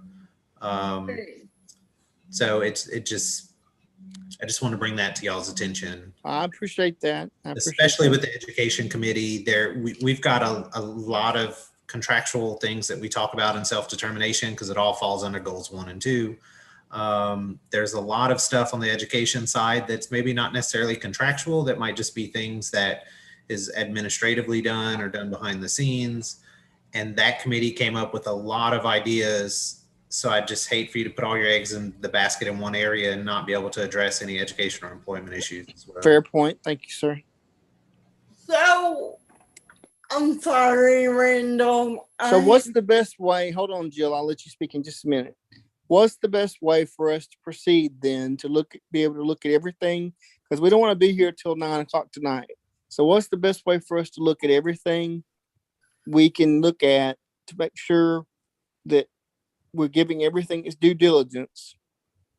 Can we do split screen or what? To look at the current plan? I mean, everything that's being pulled up right now is on the current plan. So everything you're looking at is currently being funded. It's just a matter of the committee making a decision if they're going to continue funding the same things, or, I mean, you have updated some things. I don't want to say you funded everything exactly as we've done in the previous year. You've kind of tweaked some things as well. But just to, I mean, it's already 3. So just to really give y'all to really put some thought into, is what you've been getting going to be what you want to keep having done in the next year? I mean, it's just, I'm strictly just putting it out there for y'all to. I know you are. I'm not trying to pick on you, Brent. Yeah. I'm just trying to find a better way to get this process done quicker and get it done efficiently. Yeah, I mean, I think you just, as the planning committee, you should really decide what it is that the council needs to focus on to really implement systems change, and what's going to be our thing next year that's going to get us that step closer to our 5-year plan. Unfortunately, there's a lot of things that we've done this year, and this is my personal opinion, we give a little bit of funding to, and we can't be great at everything if we're trying to fund and do everything. We really need to find something that we're passionate about. We really need to focus in on a few things that we could really put our money towards and really start trying to come up with, whether it's a training or whether we're funding a different entity or something to really make something work. Because honestly, you know, take the rapid response thing for $10,000. That's not a lot of money when you have 5 hurricanes roll through in one summer. That's going to be blown in no time had this been implemented in the previous fiscal year. So it's like we're hitting some hot topics that are really important. But the way I see it is we're stretching ourselves thin, and we're really not funding. I mean, we're trying to do too much. We're trying to fund too much. The feds tell us every year our plan is way too. I know. Broad. This is Bambi. Since we've done this one for several years, I mean, like, it's at a point to where it needs to be able to sustain outside of the DD Council. That's why we fund these initiatives. Then I'm fine with that. We can take this one off the table. But I know Jill had something to say, so I apologize. But for Jill, you have the What floor. are our new concepts? Like, the only concept I know we have is from 2021.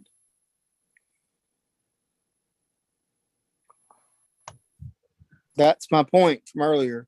It's like, is there a way we can look at what we're doing now versus what our concepts would be for 2022?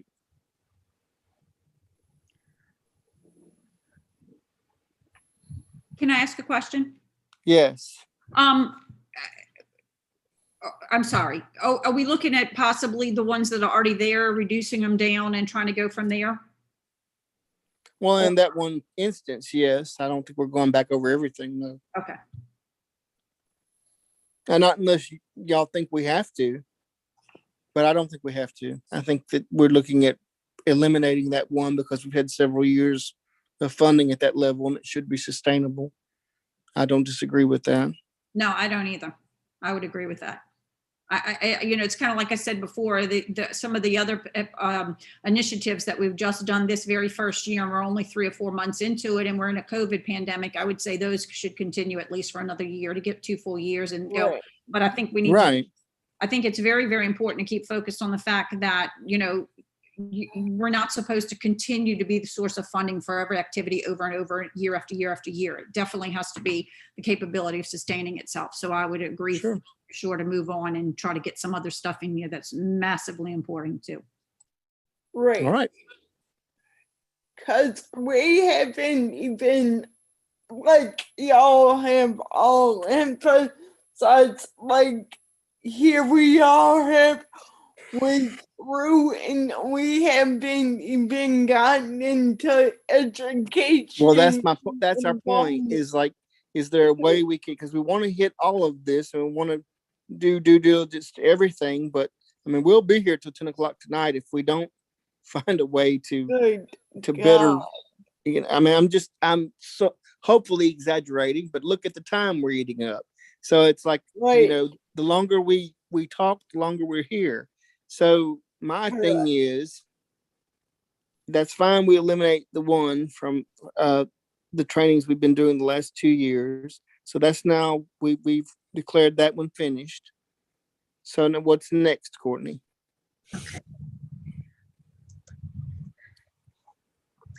So the next activity on the 2021 action plan with the cost associated is 3.4.2.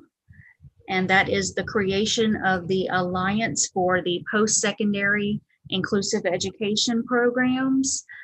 That contract is currently with Southeastern Louisiana University, the Lions Connected program.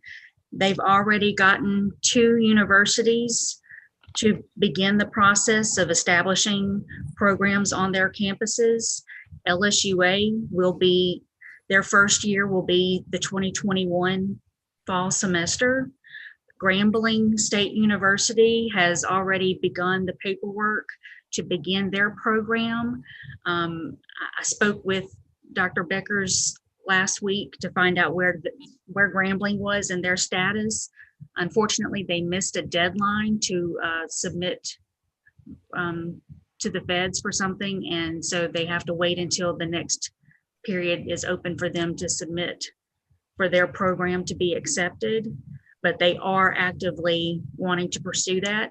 Also, she's been in contact with Southern University in Baton Rouge. So that university is starting to make the contacts necessary to begin a program on that campus. Dr. Beckers indicated that she wants to do another and will be doing another town hall, quote unquote, to get some more universities throughout the state on board. But like I said, she's already gotten LSUA on board, Grambling is getting started, and now Southern has expressed interest. Yes, Ms. Polizzola? Yes. I see, and this, I just noticed in that Dustin Chandler has his hand raised. I don't know how long his hand's been up.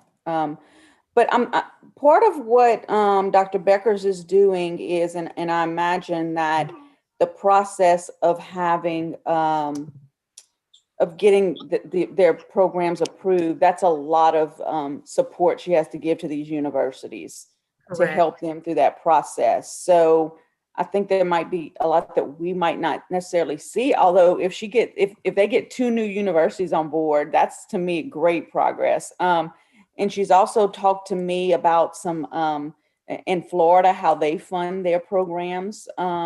If you ever looked at the map, Florida has almost all of their universities have these type of programs. But the Florida state government, they have legislation that where they fund these type of programs.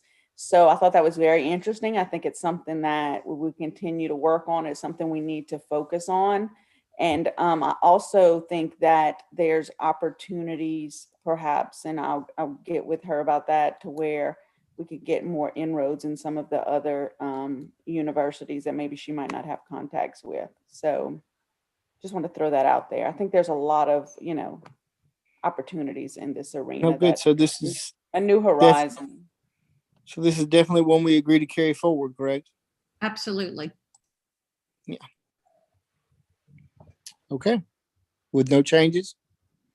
No language changes or anything? I don't think it needs it. I just have to ask.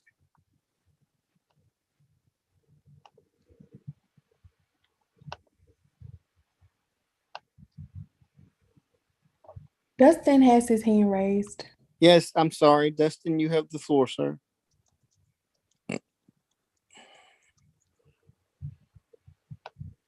Unmute would help, correct? Yes, sir. You All have the right. floor, sir. And I will lower my hand. Thank Sorry you. Sorry you had to wait. No problem, sir. To the gentleman earlier's point, and I apologize, and I apologize for not mentioning this earlier. Under the current funding that we have, Interaction Advisory Group, we're doing 1 training per month, which reaches, it has a good reach.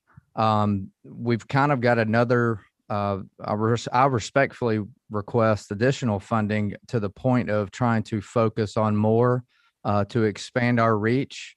And under the new budget that I could propose, we can raise those trainings to where we're doing 12 under the current proposal. We can increase that to 36 training sessions, first responder training sessions, 12 community events. And we plan on, and we have kind of put in a new budget for you guys to respectfully and to consider 3 weeks of in-person travel to come into Louisiana and have in-person first responder trainings, as well as in-person, as long as everybody is comfortable with in-person community trainings as well, to try to build a good sense of community. So I can share with you that number. As I mentioned a little earlier, and I appreciate you letting me speak again. Shreveport PD just by themselves has 580 officers that wants trained, and under 1 training per month, we don't have the capacity to, train that agency. And we came up with something new that if we could get the funding for it, we can increase that to 36 through the next year, for that meaning 2022, from October till the next September, if I'm making sense. Yes, sir. I understand you. So, and I'll just share the budget number with you. That to do that would be 140,556. So that's 140,556 would get us up to 36 training sessions, 12 community events, and we will come into Louisiana, as long as everybody is comfortable, of course, for 3 weeks in Louisiana, and we'll go to different regions of Louisiana. We won't just choose one area to go. I just wanted to toss that out there. Because the demand is great. 1 training per month in the virtual setting of having 25 to 30, and then some of them don't show up for that training. So we are making headway. It's got a lot of excitement behind it, but we just feel we could do more with additional funding of, of these 36 trainings. So I just respectfully, and I appreciate you giving me extra time. And I just wanted to make that known, that if we had that additional funding, we could do a lot more in the state of Louisiana. Thank you, sir. Again, we appreciate you. Yes, sir. Thank you very much. And a lot of Dustin's comments, would we like to adjust that figure for next year's contract? So for IAG, if we increase the funding, it would be 36 trainings a year. If we gave him the 140,000 he's requesting, he's saying they could do 36 trainings that next year. I'm not necessarily suggesting that we do the 140. What I'm saying is, in light of his comments, do we want to adjust the amount we are giving them for 2022? Right now it's at $50,000. Would we like to give more or keep it as it currently is this year? This That's is my Bambi. Couldn't Yes, there, Bambi. there's other sources of funding for this? I mean, these law enforcement Correct. agencies have budgets for training. Correct. So it could be kind of a blended type of way that, maybe what they provide training for one group within an agency, but we don't need a fund for all of Shreveport's. And I'm not suggesting Right. that. And that was his, he threw out the number he needs to make that happen. What I'm saying is do we have, do we want, in light of his comments of his need and what that would accomplish if he meets that goal, are we comfortable leaving this ask as we already have it, or do we want to change it to a little bit more? I think as is, and encouraged for the capacity building of getting funding. Some of these agencies or maybe other organizations would fund the training. Once you get into those areas and they want the person back, want their training Sure. back, they'll find ways to fund it. Sure. I think one of the things we probably need to consider that may not have been considered in the past, I think we need to consider the fact that we have, being that the DD Council is part of the DD Act, which is with the USED and the Protection and Advocacy, the Disability Rights Louisiana. I think we need to start looking into working with the three other agencies together and seeing if we're not able to start pooling resources. No, I absolutely agree on all of this. I think anywhere we can pool, and I've said this numerous times in meetings I've had with, various groups this year, everywhere we can collaborate, we're all for it, particularly with our sister agencies. Absolutely. So, But I would agree with Bambi that we just need to keep it as it is right now. We have so many initiatives we're looking at, and so Right. we need to definitely touch on to see the potential for. And I think if we keep moving forward and making sure we're touching on, we can see which ones will be most beneficial, and then put more money in possibly the following year if there needs to be an amp it up. Gotcha. Is everybody in agreement with that? Yes. Okay. Dustin move- has his hand raised. Yes, Dustin, sir, you have the floor.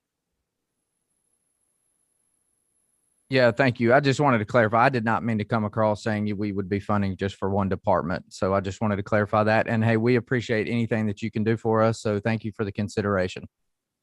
Thank you, sir. We appreciate you and the work you're doing. And again, thank your team for us.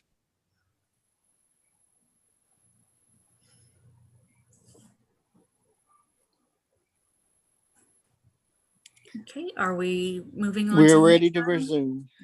resume. The next activity for contractual consideration is on Action Plan 2021 of 5.1.3, which is the training of employment support professionals in customized employment services. So we actually have funding this year to support 37 employment support professionals to be certified in discovery and job development components of customized employment. As of right now, Mark Gold and Associates and LSU Human Development Center, they can't do the in-person components of systematic instruction, which is the third and final component of customized employment, because that has to be in person. So we're trying to build up the bank of employment support professionals going through the discovery and job development components virtually, so that when we are able to resume, or when those entities are able to resume in-person trainings, there'll be a massive amount of employment support professionals ready to be trained in the third and final component so that they can provide that service. So I would recommend continuing that for at least one more year so that we can see that through, make sure that they're all able to finish through the systematic instruction component, and then see where we are after that. But that's just my recommendation. Is everyone in agreement to accept Courtney's recommendation and retain this activity and funding as it is for one more year? So Courtney, based on what you said, does that mean, so they're not able to do this in-person instruction, so therefore they're not using the amount we budgeted for this activity? So does that dollar amount roll over? No, we're using this year's funding for them to go through discovery and job development. Okay. So that next year, or I guess it's starting in October, after they finished the certification mentoring process for discovery and job development, they'll be immediately ready to roll into systematic instruction. Okay. Yeah, then I definitely support it. So we're ready. I think we all agree to support this one. Am I wrong? Does anybody object to continued support of this one as it's written and with the dollar amount given? Yes, I do. Okay. Okay, easy enough. Okay. With no objection, Now we move y'all are moving forward. too quickly for me, so hold on, let me catch up. Okay.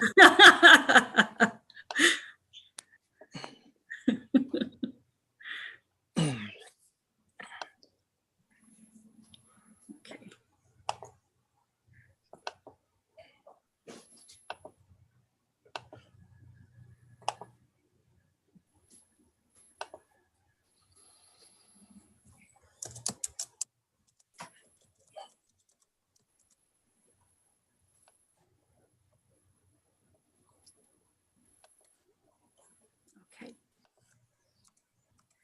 There's a comment from Charlie. Would you please read it, Haley? Thank you. It says post-school outcomes are really weak in Louisiana, so continuing this would be very beneficial. I'm curious, however, if you know what criteria a candidate to be trained must have. And we're talking about the customized employment training? Yes. Okay. So in order to be a vendor to provide the customized employment service through Louisiana Rehab Services, they require those employment support professionals be certified in discovery, job development, and systematic instruction components. So if a vendor does not have staff that's been certified in all three of those competency areas, then that vendor cannot provide customized employment.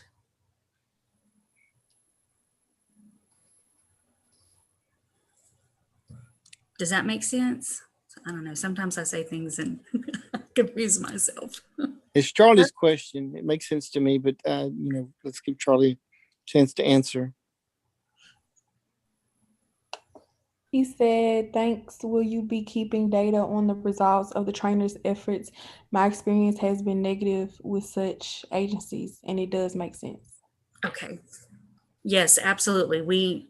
Our status updates our status reports will always include what's going on with that initiative. Absolutely.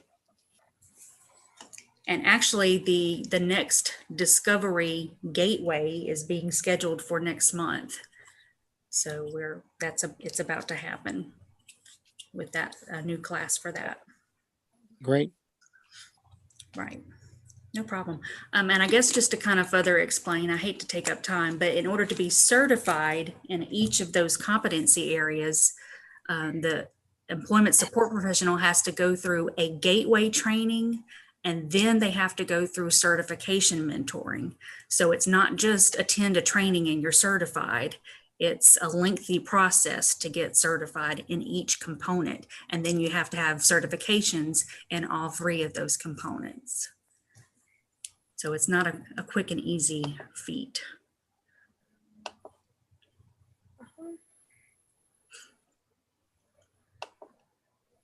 Okay, if we are ready to move forward. You're ready. The last activity on the 2021 action plan that has a cost associated with it is activity 5.3.3. And that is for seminars to be, I guess you could say webinars actually, on inclusive employment. And those are actually beginning in April. And they will be conducting 2 per month through September. And that contract is currently with O'Neill Communications, who is also doing our videos. Right. And so that's in its first year at this point, correct? Correct. And we're in agreement to continue this one for another year? Wait, well,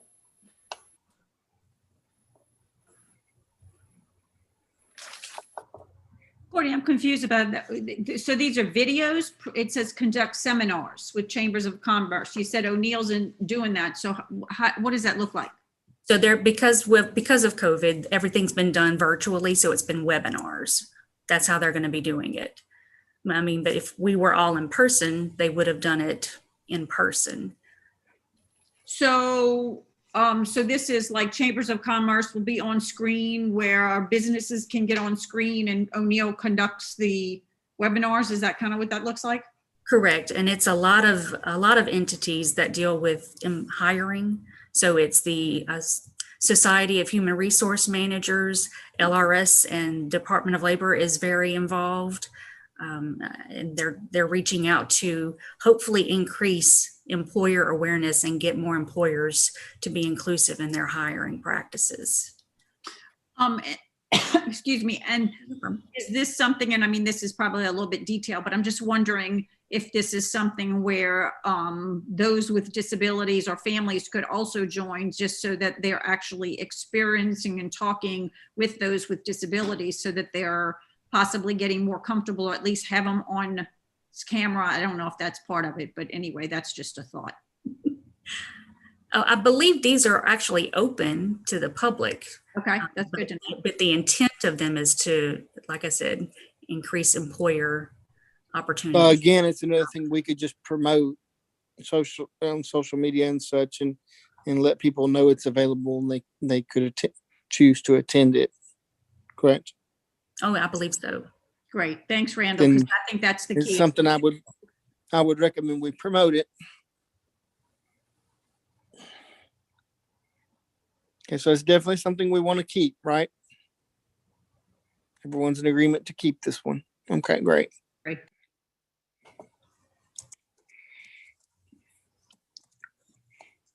Okay, so now I need to update the budget sheet. So y'all give me just a few moments. Sure. chambers, and then where'd they go? Oh, I'm sorry. I'm not on mute. No, ma'am.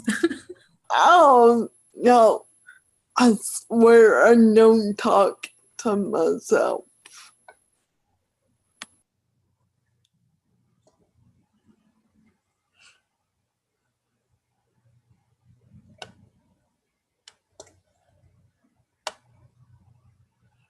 Okay.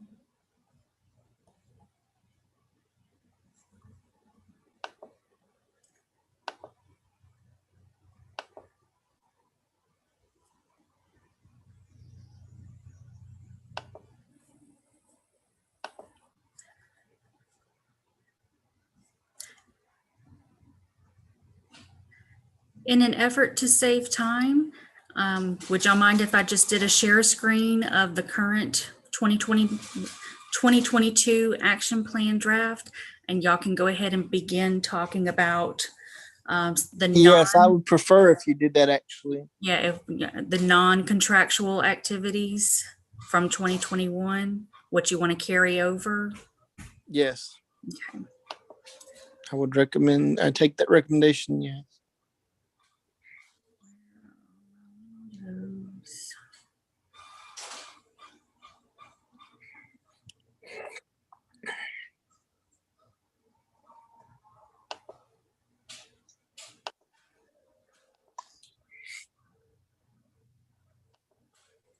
Or maybe just sharing the 2021 plan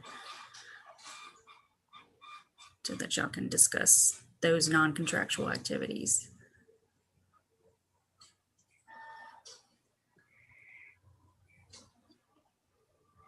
And just to be clear, these non-contractual, they have, is it that they have no funding attached that we would need to review? Correct. So the first one would be activity 1.3.1. Is Correct. that one? Can you see that one? Okay.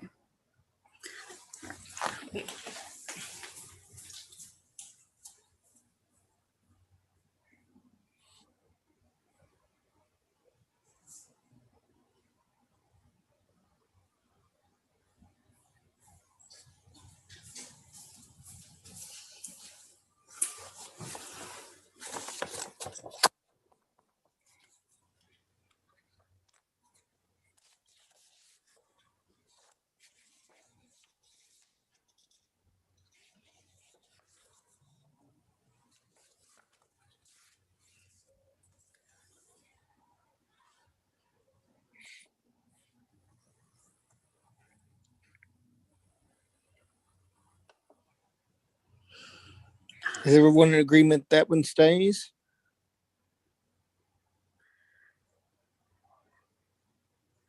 I would hope so, as this is one of the requirements from the DD Act. Exactly, yes. Yes, it has to stay, basically, yes.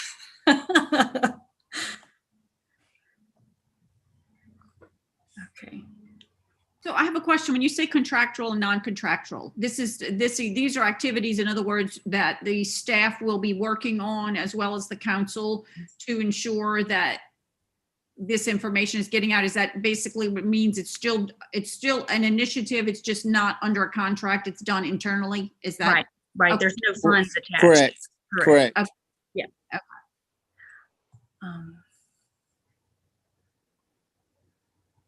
Okay. Who do I have? More participants.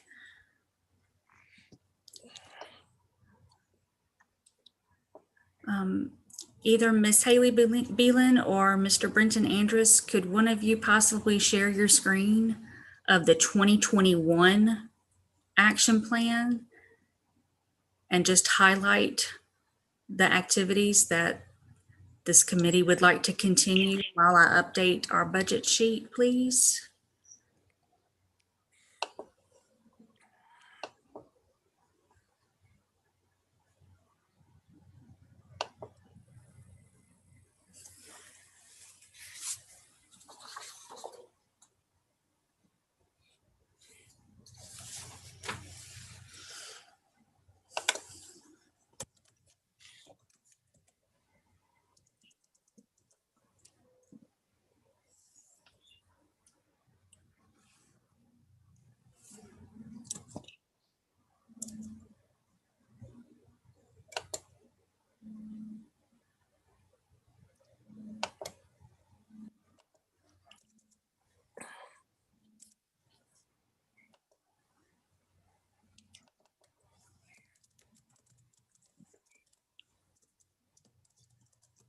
Working on trying to find it, guys. I don't have a Word version that I could pull up. I just have what's on our website.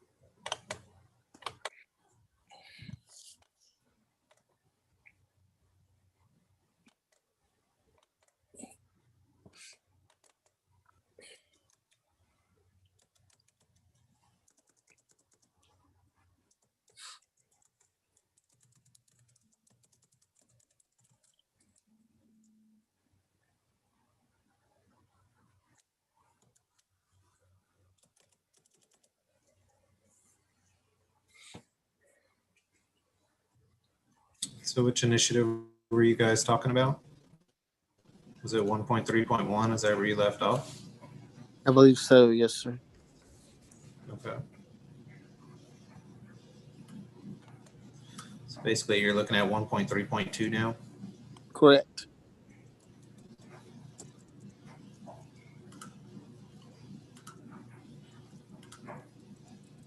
One point three point one.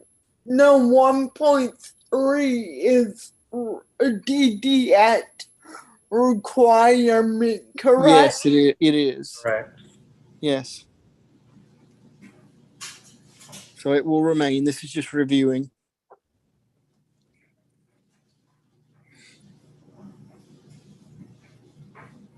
Do non-contractual initiatives have like a layout on how they will accomplish those specific activities?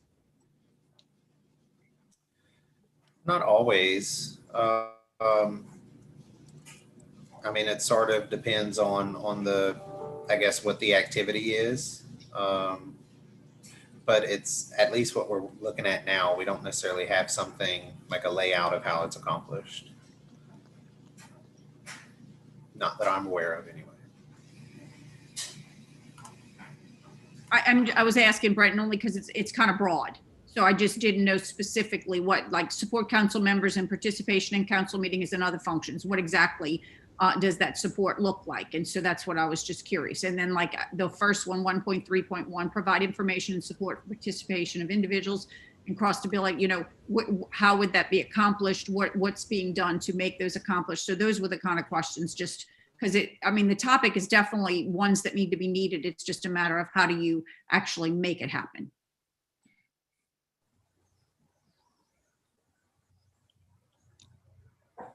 Yeah, I mean, as far as the 1.3.2, I mean, this one at least sounds broad, but it certainly is mostly just our supportive council members at meetings, whatever that support looks like, whether it's making it the packets, making sure they have the information at meetings, making sure that they have, I mean, this all entails all of the council travel and whatnot to get them to the meeting, pretty much any support that's tied to our meetings or any sort of council functions.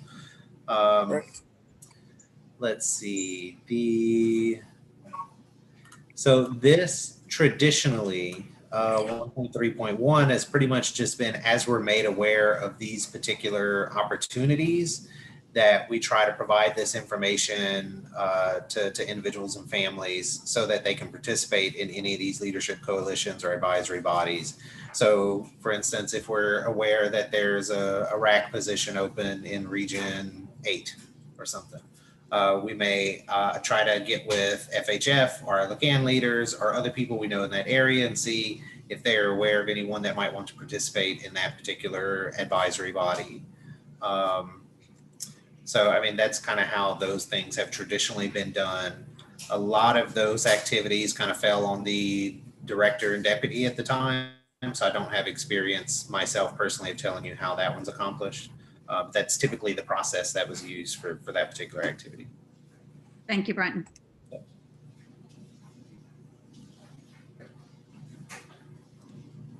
Okay. So since that has to remain, we move to the next. Let's see.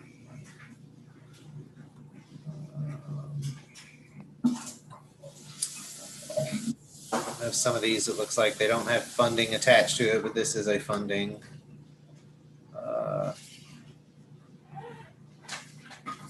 I think you're moving on to 1.4.2 now. Yes.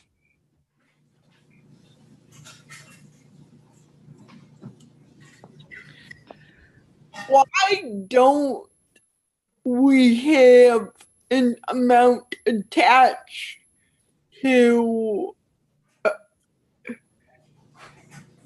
1.41? It's probably an oversight. So this Word document that I have here, Haley was able to get what we had in PDF and put it in Word for me. But it's just the entirety of our state general fund, which is at $507,000. Okay, yeah. I knew that. Thank you. You're welcome. Sorry. So now you're looking at producing, providing information through electronic and social media. which of course we want to continue to do, if not augment. Yeah. And I mean, that's all of our LADDC news. That's our Yes. social media accounts. Right. I would recommend maintaining that one since that's how we disseminate a lot of our information. Yes. And we today just discussed the need to push out even more of it. So that should remain.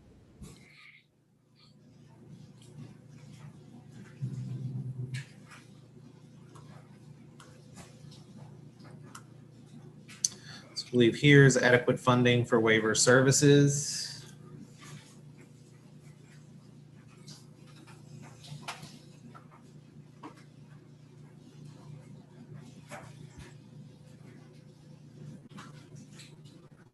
And I think this was changed last year, or maybe it was the year before, to be more broad. Because I think it was waiver slots or something. I think that was the year before, if I remember correctly. Yes.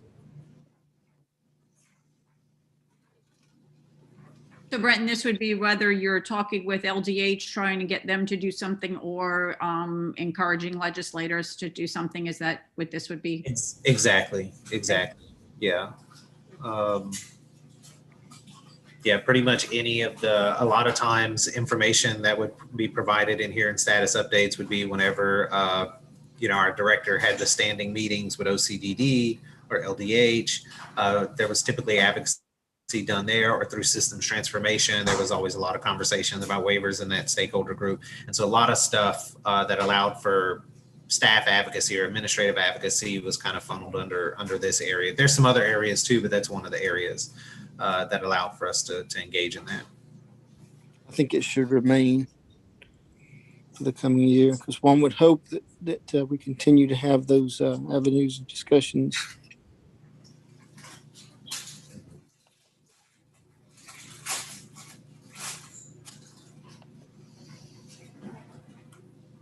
So here you would have activity 2.5.1, and that's just overseeing implementation of the community and family support system plan.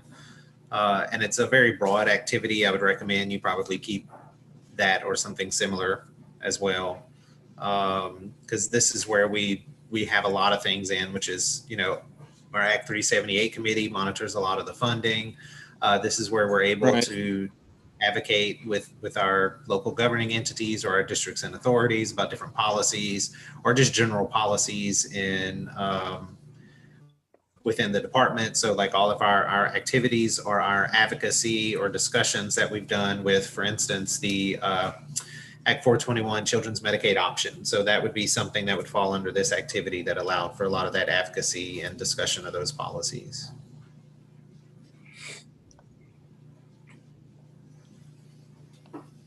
No one objects to it remaining in the plan. All right. Brendan, Sure. Yes, ma'am.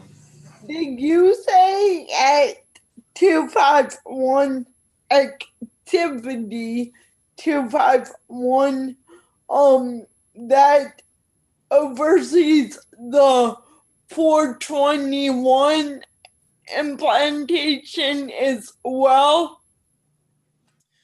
Yeah, I mean, we're not solely responsible for being the monitors of that particular program, but us being involved in that stakeholder group or trying to advocate for that particular issue or that program kind of falls into this area of our plan, where we look at the expansion of services, we look at adequate funding, because it's all kind of fallen into the community and family support system plan. We're looking at, policy implementation. So that's kind of it's written very broadly, because to some extent it is a catch-all, but it allows us to participate in a lot of those policy discussions and a lot of that advocacy as it relates to pretty much any of the service delivery system that we talk about.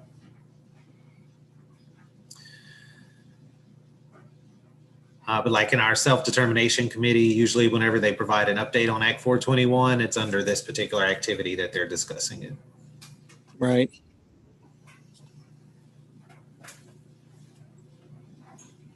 I think we can move on. All right. No one objects to it remaining. Do they? I hear no objection. All right. We can- Activity 2.6.1. That's the row 50 pilot. And I think it was updated a year or two ago that added the other opportunities transition out of institutional settings. I'll be honest, I don't have a whole lot of information about what's going on currently with the row 50 pilot. I know it kind of stalled out. That was going to be my question. Is it still ongoing? Yeah. I know it's not done. I mean, it's still available. I just don't know, with the pandemic, it really hasn't been something that the department has pushed a bunch. But I would say maybe a year and a half ago, when we got an update, they were still having issues with trying to get people that would participate in the pilot. That was about a year and a half ago. Yeah, I was still chair of that committee at that time. Yeah. I guess with that uncertainty, I guess we should leave it in for one more year until we get some clarity on where the department is with it.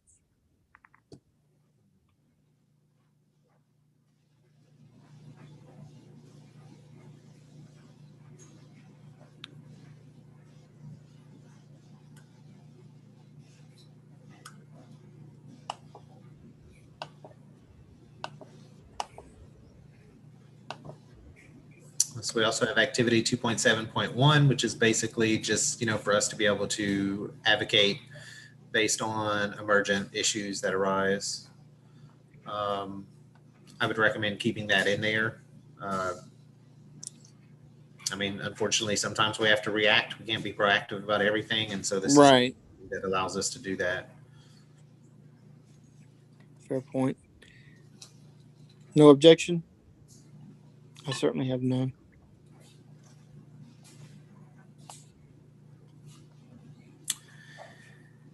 Activity 2.8.1, I think, hold on, let me make sure I didn't skip anything. Okay, this is Publicized healthcare provider continuing education opportunities. So my recommendation is going to be either that this activity is removed, or you consider something in its place. I think this was done so this is before my time, probably 2012, 2013. The council funded or assisted with funding to develop the healthcare training modules that LSU HDC has up on their website. They used to be able to get continuing ed credits. Different healthcare professionals would get continuing ed credits for this program. I believe in 2018, I think it was 2018, the report that we got was, I want to say that the continuing education credits it's outdated. I think it needed to be re-credentialed, but it wasn't worth doing because the information was outdated. I mean, this is something we update every few years, at least at a minimum, because things change in healthcare. But so essentially we're promoting these modules occasionally. This isn't an activity that has a lot of activity on our part, with the exception of occasionally we push information out to remind people about these modules. Which we would continue to do. I'm sorry, what's that? Which, even if we were to remove this, we'd probably continue to do, would we not? Yeah, I mean, the information is still there. The thing is, from the recommendation we got a few years ago, is basically if this is something, if those modules are important, it would cost about the same amount of money to actually update those modules to make sure that they can be re-credentialed for the continuing ed credits as it would be just to have it redone. Do a new one, yeah. At that time was possibly if the council considered doing something again, that it would be to just come up with a new curriculum. I don't have a lot of information about this, unfortunately. I mean, there hasn't been discussions with LSU HDC or anything like that about how we would go about developing this, but it would certainly be in y'all's prerogative if that's something you wanted to do. I'm not sure how much it cost. I'd have to go back and look at our 12-13 plan to see. I don't have a problem with, for this year, removing it, since there's not a lot of activity related to it. And then, of course, moving forward, we can always, as we collaborate with our sister agencies and they express the need, it can always be revisited. But I think that for now, since we're not doing a lot with this one, it's a good opportunity to remove an activity that I think has run its course. Right. And again, it is on LSU HDC's website. I do think that they have, they have used that in some of their trainings and curriculums as well. This is Bambi. I actually, Lillian brought this issue up to me about last week, and I actually went and looked at these modules, and the modules are like outdated. It's basically narrated PowerPoints. Yeah. But the reason she had brought it up was because of the issue, like about, I think she sent me an article, but about a quality of life, like doctors don't see the quality of life of people with developmental disabilities in the same way as a high as we would, as the general population. So like, that's a red flag. Like if you see people with developmental disabilities as having a less of a quality of life, why do medical professionals see that? So there's definitely a need of people in the medical profession understanding people with developmental disabilities. I don't know if we need to keep it on this plan, but I just wanted to make that comment because we definitely need to address that in the future because it is a need. It might not be something we can address this year. Absolutely. I couldn't agree more. I think that I'm glad. That kind of like, that almost is insulting because my quality of life is amazing. You're right, Jill. That the way it's currently framed is kind of insulting, and so it's good to have that point on the record. But I think in terms of this particular activity, since those modules are outdated, I think it's a great opportunity for us to reach out and try to figure out a way we can help collaborate to make it better. But I think in terms of this year's plan and right now, in this particular way this one's worded, I think it has been long met and we need to revisit it at a later time. The concept at a later time. Oh, has her hand raised. I'm sorry, who? I didn't hear you. Lillian, because I was talking about her. Okay, yeah. Lillian, you have the floor. Yeah, my ears were burning. Just, and obviously if this is something that is not, appropriately addressed in this plan, I think it's definitely something to keep in mind and keep in the forefront in our minds because, there was like Ms. Bambi mentioned, there was a study that came out from Harvard that polled U.S. physicians from across the, I'm like kind of a mess today, that polled U.S. physicians from across the country, and 3 out of 4 said that they felt like people with disabilities had a lower quality of life than their non-disabled peers. And I think this is particularly pertinent and relevant, especially through the COVID-19 pandemic, as we've seen care rationing and practices that are very reminiscent of, eugenics, where we're saying, okay, if there's an able-bodied person that comes into the ER and there's a disabled person, well, obviously we're going to give the medical care to the able-bodied person because they will have a better quality of life long-term. And so obviously this is an issue. And so this study from Harvard really illuminates kind of the thought processes behind these discriminatory practices. And so we know that this is not only impacting healthcare during the pandemic, but also likely impacting healthcare across everything and every specialty and at every point in time.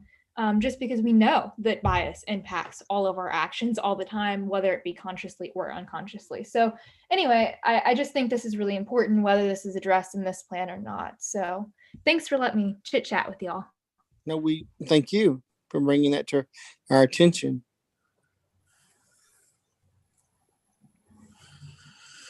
Yeah, I mean, ultimately, I think anything you do around this issue is going to have a dollar figure that you have to attach to it. So I guess it's just for the committee to decide if there's something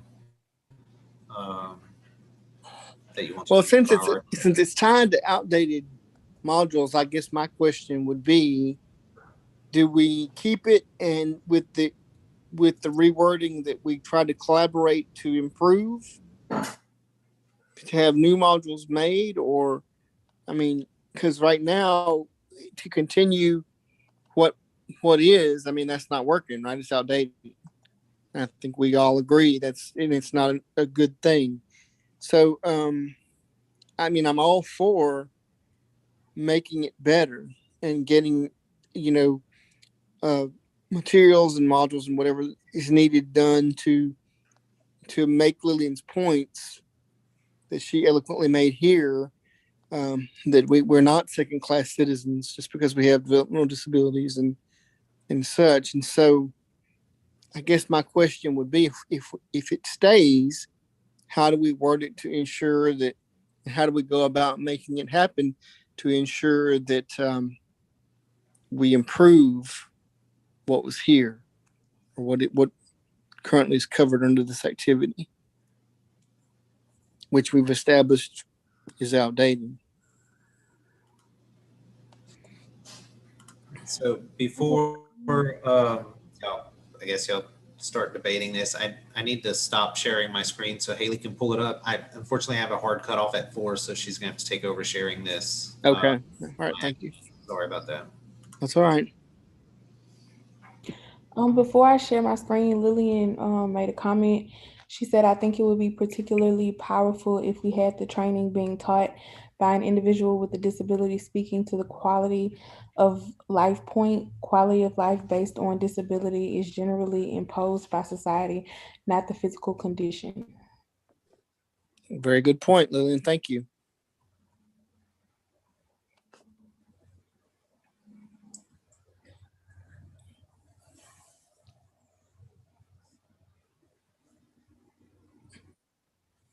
So if it remains, is that the tack we take? Is that basically the wording we use, that we want to see materials made that take into account the use of self-advocates to help train, for lack of a better word, professionals to know that our quality of life is better than they may think, or that they're currently taught, and that we're not second-class citizens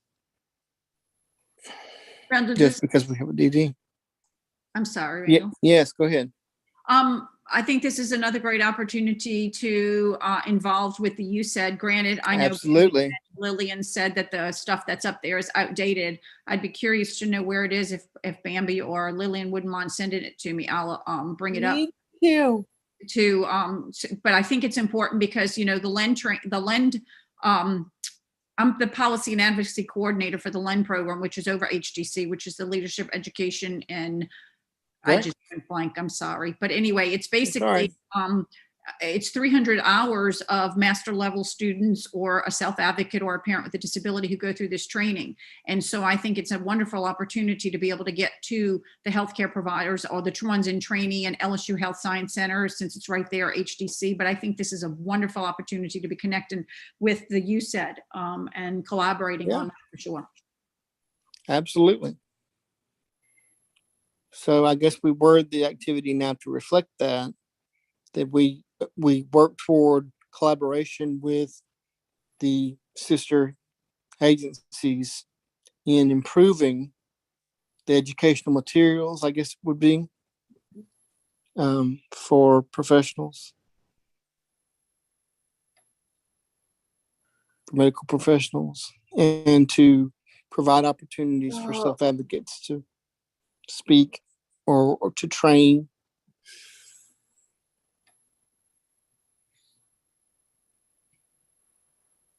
Those professionals.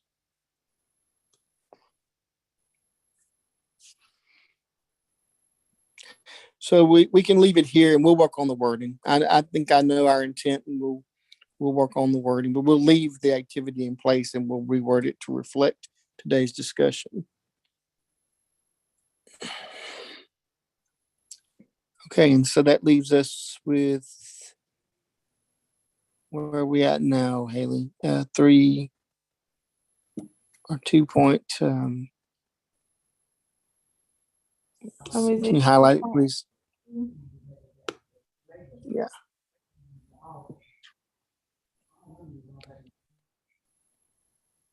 Okay, so what about this one, everybody? Can you blow the screen up just a little bit, Haley? Thank you.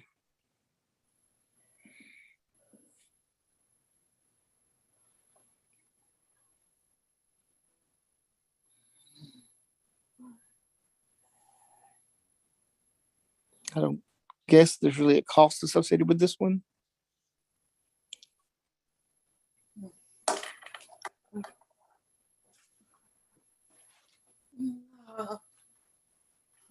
Y'all feel about keeping it?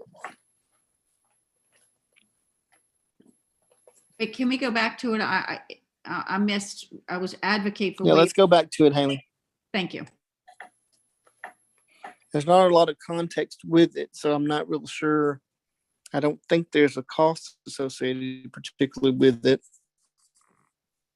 It's just to advocate for waivers, to provide access to services listed in the freedom of choice provider listing, continue exemptions and flexibilities initiated with COVID-19, and consider individualized emergency preparedness considerations for people with developmental, for people with severe disabilities, and medical issues. Since we're still in the throes of COVID-19 somewhat, I think to leave this for another year would probably be pertinent, and I don't have a lot of background on it either. So I'd hate to just remove it. I know, I think this one's good, and I think we need to take note of what it states, because the ARC of Louisiana has put out one of their fact sheets and alerts is making sure that the exemptions that are on Appendix K are continued, and there's already a bill out there, and I think this is important that that is brought up and pushed forward, because it's talking about allowing family members who live in the home to be the support workers, as well as Right. moving forward with the 16-hour rule, getting rid of it. So, and there's one other I can't think of, but I think that this is critical that we make It sure covers the it. council Yeah. is, advocating for that, because this has potential to really help a lot of families. Okay, great. Does So this we're in also, agreement? is this also in regards to, I know there were some services within some of our waivers, but because of some issues with some providers being able to get Medicaid certified, like basically the service exists, but providers couldn't Right. get whatever the credentialing to be Couldn't able to access provide it. the services. So I Right. think that was I part of remember that. Yeah, I don't know if that's been resolved or not, but that's. we need I to don't find think it's been fully resolved, no. So I would recommend we keep this activity as it is. Did anybody disagree? Okay, so we can move on. So that's down to 2.9. Randall, I'm going to have to sign off shortly because I have to go get my son. Okay. Understood.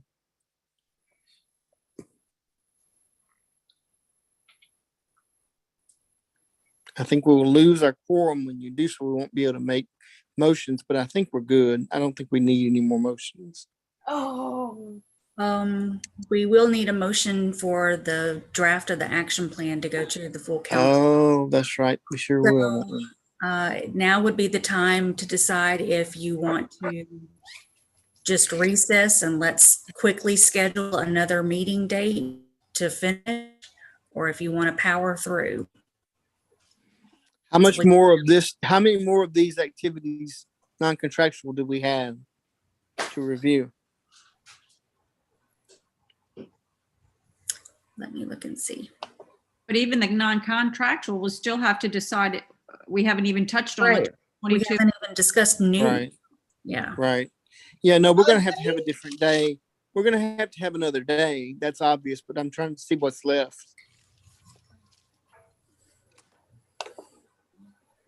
Okay, so you're at 2.8.2 right now. Mm-hmm. Okay. After that, you will be finished with goals 1 and 2 of both both action plans, and you will move into education and employment initiatives. So Can we power a lot of the, through at least until we get there? I'm sorry, say that again? Can we power through till we get to education? Well, this is the I last wonder if we have one. enough time to do that. This is the last one Okay, you guys okay. just discussed. Well, let's do it. Let's do it. There Get to are quite 2.9 a is the few, last one. there are quite a few non-contractual activities for education because that was 2 goals on the previous plan. Well, that's, yeah, but I'm saying we stop, if we finish here, and so we stop, we have education left to do, correct? And so we just Correct. We will schedule still have another day. education and employment left to Because do. we're out of time. Right. We're effectively out of time. If we lose the quorum, we can't get motions done. So we're out of time. Okay. And so if we can agree that this one stays, then we can set up a time for next week to do another round and get it finished. Okay. How do we keep this So objective? does this one stay? But if didn't we decide we're going to continue to move forward with the sexual training? So do we continue to have an objective if we don't have an activity? Oh, I'm sorry. I must have missed something. Okay, so yeah, I did not include the activity 2.9.1 on the new action plan because I thought you guys had decided to not continue that. I thought we had decided to not continue it. We have decided not to continue it. Okay, so then, So that would go away. correct. Okay, So what's left? Is that it for today? if you guys are ready to recess, I will email the committee to find out what day next week you guys can meet. And I'm gonna assume it's gonna be another 3-hour meeting, unfortunately. You would be correct to assume it. Okay. Okay, you guys. Well, thank you so much for all of the hard work that you all have put in. I'm sorry if I'm speaking out of turn, but I That's all believe right. you all are doing wonderful work. I'm already excited about the plan. And I know we've still got some changes to make. Yes, we do. And new initiatives to create. So I'm looking forward to it. Okay. And we thank you and the rest of the staff, Courtney, for all your hard work to help us do it. So Courtney, are we just going to do it? You're going to send us a doodle poll or something, or did you want our time now? Right. Okay. You'll get something in She's your. gonna send a doodle poll. Okay, thanks. But it'll definitely be next week sometime. We just don't know yet what day. Right. Okay. Thank It you. might just Or be, just be on- since it's just a few of you, it might just be easier for me to just email you or call you instead of setting up a doodle poll and then waiting for y'all to get that email and then me getting the email from Doodle. Never mind. Well, I can certainly do. You just let me know what day is good for everybody else, and I'll Yeah. make it happen for me. Okay. Thank you for that. All right, you guys. Randall, I guess if you want to recess the meeting. We do have a motion for. I mean, do we agree to recess the meeting to resume week to finish? Yes. Is there any objection to a recess? Okay, I think everybody's in agreement to recess. So hearing no objection, we are in recess and we'll see everyone next week. Thank you, everybody.